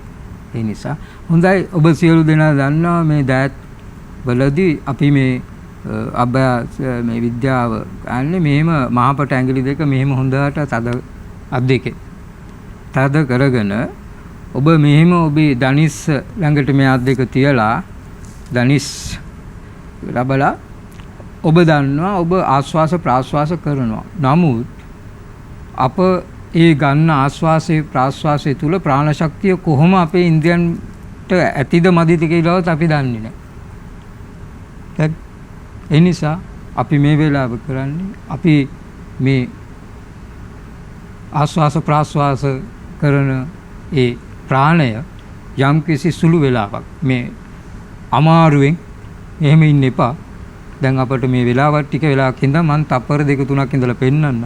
ඔබ අවමෙන් තප්පර 5කට වැඩි කොටසක් ඉන්න බලන්න. හැමදාම විශේෂයෙන් උදෑසන 3-5 අතර උදෑසන 3ට තමයි අපේ ශරීරයේ ඒ ජීව ශක්තිය ගමන් කරන ආරම්භක මොහොත. හරි බ්‍රහ්ම මුහූර්තය කියලා. ඒ අපි නම් කිව්වට ගොඩක් අය මේක ඇයි කියලා දන්නේ නැහැ. පැහැදිලි. ශරීරයේ ජීව ශක්තිය උපරිමයෙන් ශරීරය තුල ගමන් කරන ආරම්භක වේලාව තමයි විශ්වයේ ඒ කියන්නේ ඕනම මේ පාන්දර 3-5 අතර පැය දෙක කාලය තුල ඒ වෙලාවට ඔබට කරන්න පුළුවන්. මේක ඒ වෙලාවට කරන්න බැරි නම් ඒක අයින් කළා පැය 12කට යවලා සවස් 3-5 අතර කරන්න පුළුවන්. රැය කරන්න එපා. හෘද වස්තුවේ ඉඳලා වස්තුවක් ඒක හෘදේ ඉඳලා පෙනහළු සහ මේ අපේ මං කිව්වා මෙතන විසුද්ධි කියලා. විසුද්ධි චක්‍රය සහ අනාහත කියන මේ කම්පන කෝෂ දෙක තමයි විශේෂයෙන් මේ මොහොතේදී අපි ඒක සුද්ධ කරන්නේ. ඒ නිසා මෙහෙම කරලා හුස්ම අල්ලගෙන ඉඳලා සරල විදියට හුස්ම අතාරිනවා. ඊට පස්සේ නැවත කීපවතාවක් හුස්ම ඉහළ පහළ අරන් ආයි ඒක කරනවා. මං කාලය යන නිසා ඉක්මනට කරන්න. ශබ්ද නැතුව මේ මොහොතේදී කතා නොකර මම පෙන්නන්නම්. ඊට පස්සේ ඒකේ ගැටලුවක් අපහැදිලි තැනක් තියෙනවා නම් අහගන්න. මෙහෙමයි කරන්නේ. විශේෂයෙන් අප ඕනෑම ආගමිකයට තමගේ ශාස්ත්‍රූවරයාව සිහිපත් කළ මේ දේ කරන්න පුළුවන්. බෞද්ධයෙක් නම් নমස්කාර පතෙන් තස්ස භගවතු අරහතු සම්මා සම්බුද්දස්ස නමෝ කියලා පටන් ගන්න පුළුවන්. ඒ Tamanට හුරු විදියට. ඉන්පස්සේ විශේෂයෙන්ම ඕම් ජය ශ්‍රී සූර්ය දීව රාජානෝ නමः. ඉන්පස්සේ ඕම් ජය ජය ශ්‍රී ලංකේශ්වර මහරාවණයන් නමः කියන පතෙන් කීප වර අවම හත්පතාවක් කියලා මේ ඇඟිලි දෙක මේ ආකාරයට නමලා මම කලින් පෙන්වුවා වගේ මෙතන දන හිස් දෙකෙන් තියාලා අපේ පතුල සම්පූර්ණ බිම ස්පර්ශ වෙන්න ඕනේ. කොන්ද පිට මේ ශරීරයේ කෙලින් තබාගෙන අපි මේ හුස්ම ගන්න වෙනවා.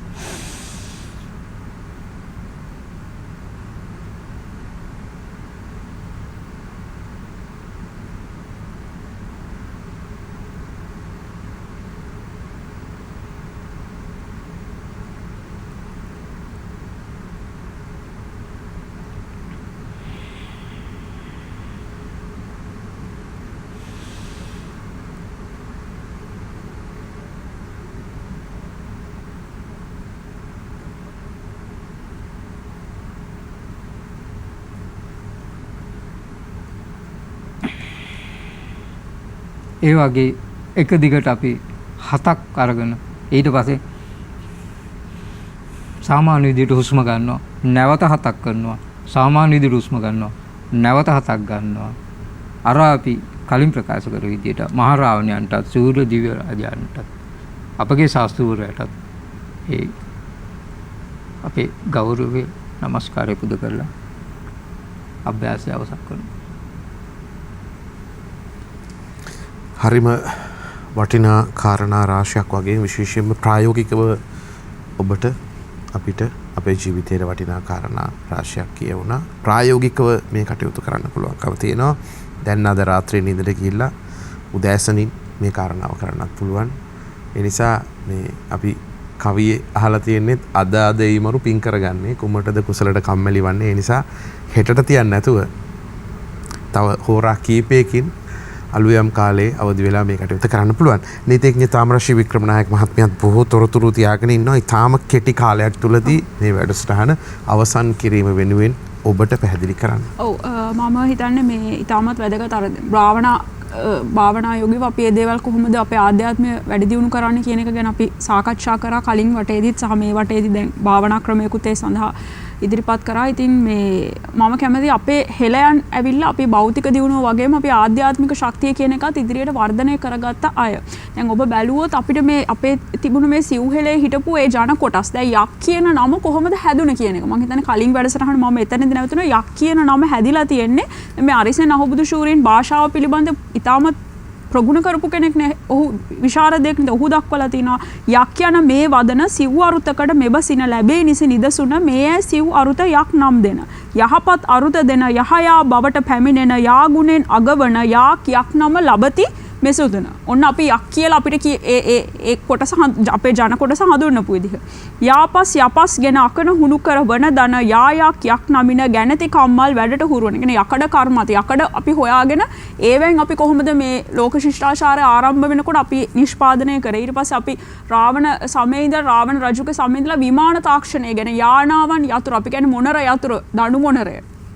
ඊට පස්සේ අපි යානාවන් ගැන කතා කරනවා. යකුන් වෙසෙසි ගමන මතු දෙන යතුර යැවිමන උඩ අහස මැනලන හේනි නුඹ යානාව මේ විමන. යා ගමන අරුතට යා යන යෙදුම් ඇති විට ඇදී යන ගමනට යතුරු යානා යෙදෙයි මොනවට. ඒ කියන්නේ යක් කියන වචනයත් එක්ක මේ යානාව යතුර කියන ඒ කියන්නේ ඒ විමාන කියන එක කොහොමද බැඳුනේ කියන එක සහ ඒ වචන එකට සම්බන්ධ වෙලා තියෙන්නේ කොහොමද කියන එක ඉතින් දීර්ඝව තව දක්වලා තිනවා මේ රකුස් කියන වචනේ ඊට පස්සේ නාග ඒ විදිහට අපේ සිව්හෙලේ වචන ආරම්භ වුණේ කොහොමද කියන එක ඉතින් මං හිතන්නේ ඔබට හැකියාවක් තියෙනවා නම් මේ මනුවස කියන කෘතිය ඔබ හොයාගෙන කියවන්න. මේක කවි වලින් තමයි දක්වලා තියෙන්නේ. නමුත් ඊටමත් වටිනා දැනුම් සම්භාරයක් ඔබට මේ භාෂාවේ ප්‍රභවය පිළිබඳවත් ඉගෙන ගන්නට හැකියාවක් තියෙනවා. සහ අපේ සිව්හෙලේ ශක්තිය අපි අවදි කළ ගත යුතු ආකාරය සහ අතීතයේ ශ්‍රී විභූතිය පිළිබඳවත් විස්තර තියෙනවා. අපි අනාගතයේ කොහොමද සකස ගන්න ඕනේ කියන එකත් එතුමන් දක්වලා තියෙනවා ඒ අනුසාරයෙන්.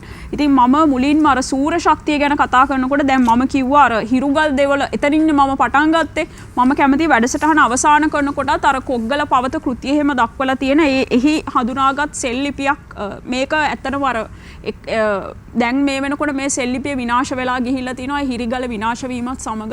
ඉතින් අරිසෙන් අහුබුදු ශූරීන් ශූරීන් කියන්නේ මෙහි දක්වලා තියෙන මේ සමන රජු විසින් කරපු යුද ජයග්‍රහණයක් කියන එක. ඒ කියන්නේ ඔය පණ්ඩුකාභය රජු අනුරාධපුරේ ඉන්න කාලෙදී කාපිරි සේනාවක් අපේ දකුණ අපි දන්නනේ කාපිරි කියන්නේ අප්‍රිකාවේ ඉඳලා ආපු සේනාවක් අපේ ලංකාව ආක්‍රමණය කළා තිනවා. මේක වංශ කතාවේ නැහැ. නමුත් කොග්ගල ජනප්‍රවාදවල මේක අදටත් තියෙනවා.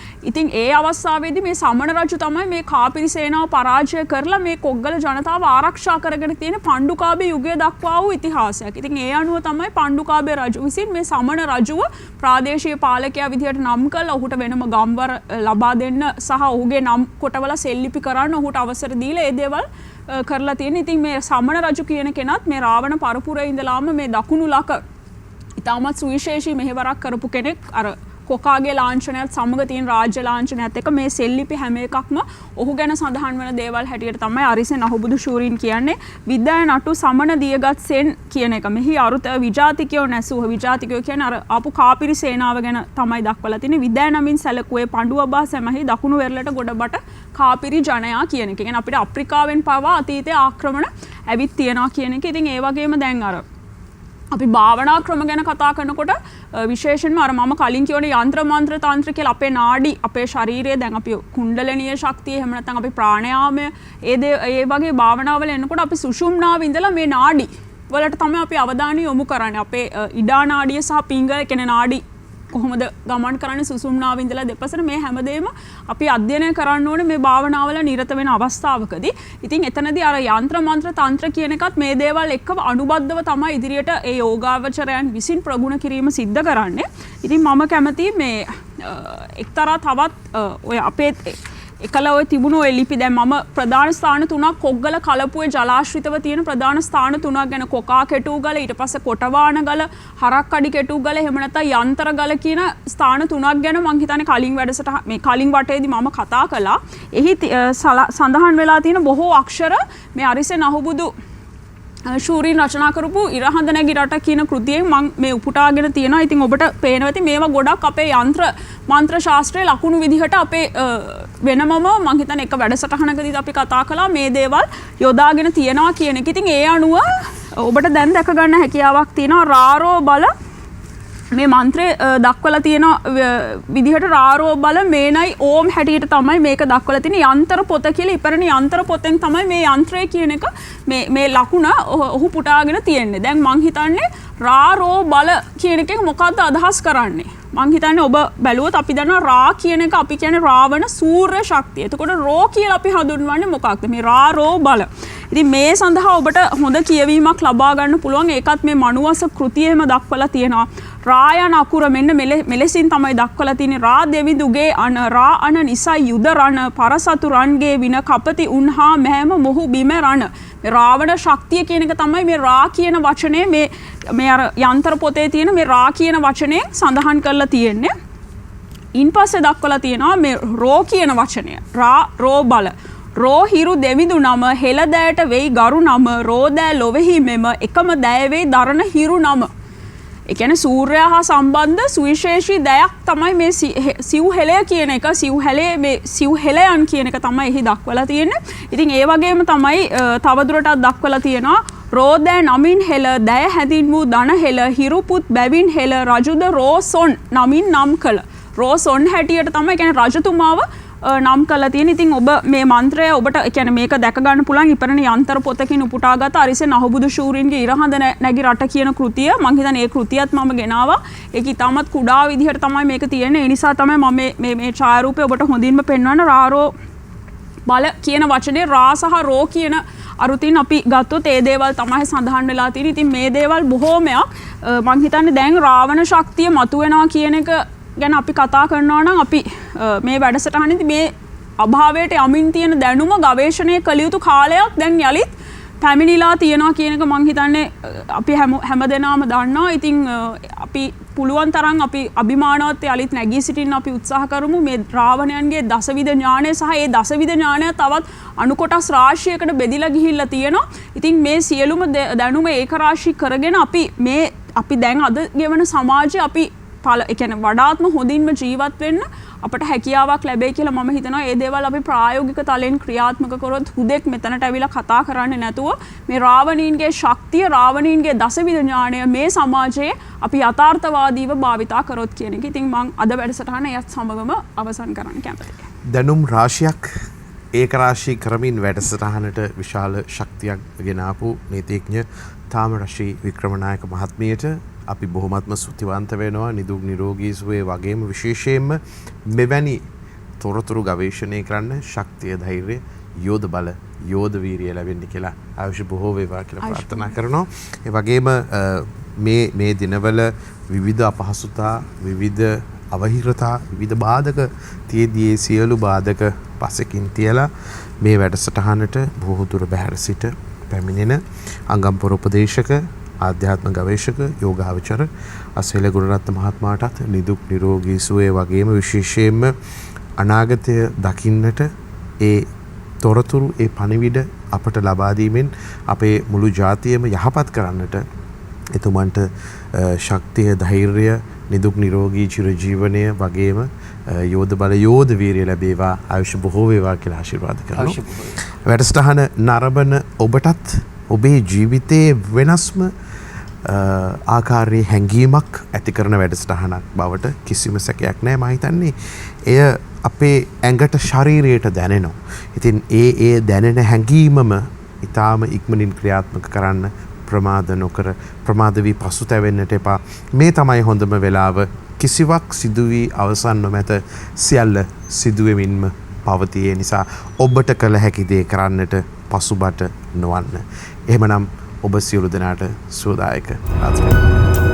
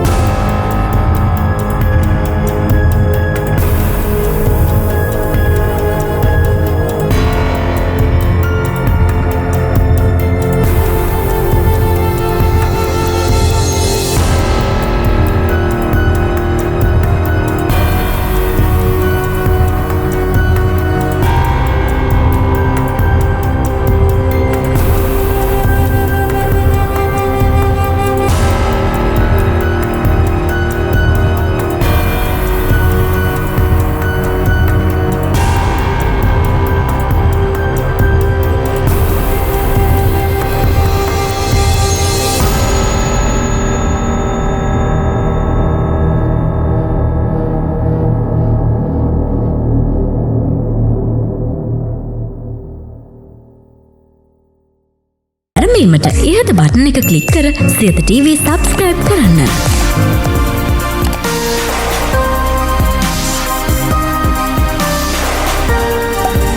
අලුත් වීඩියෝ ගැන මුලින්ම දැනගන්න මෙම සීනුව ක්ලික් කරන්න.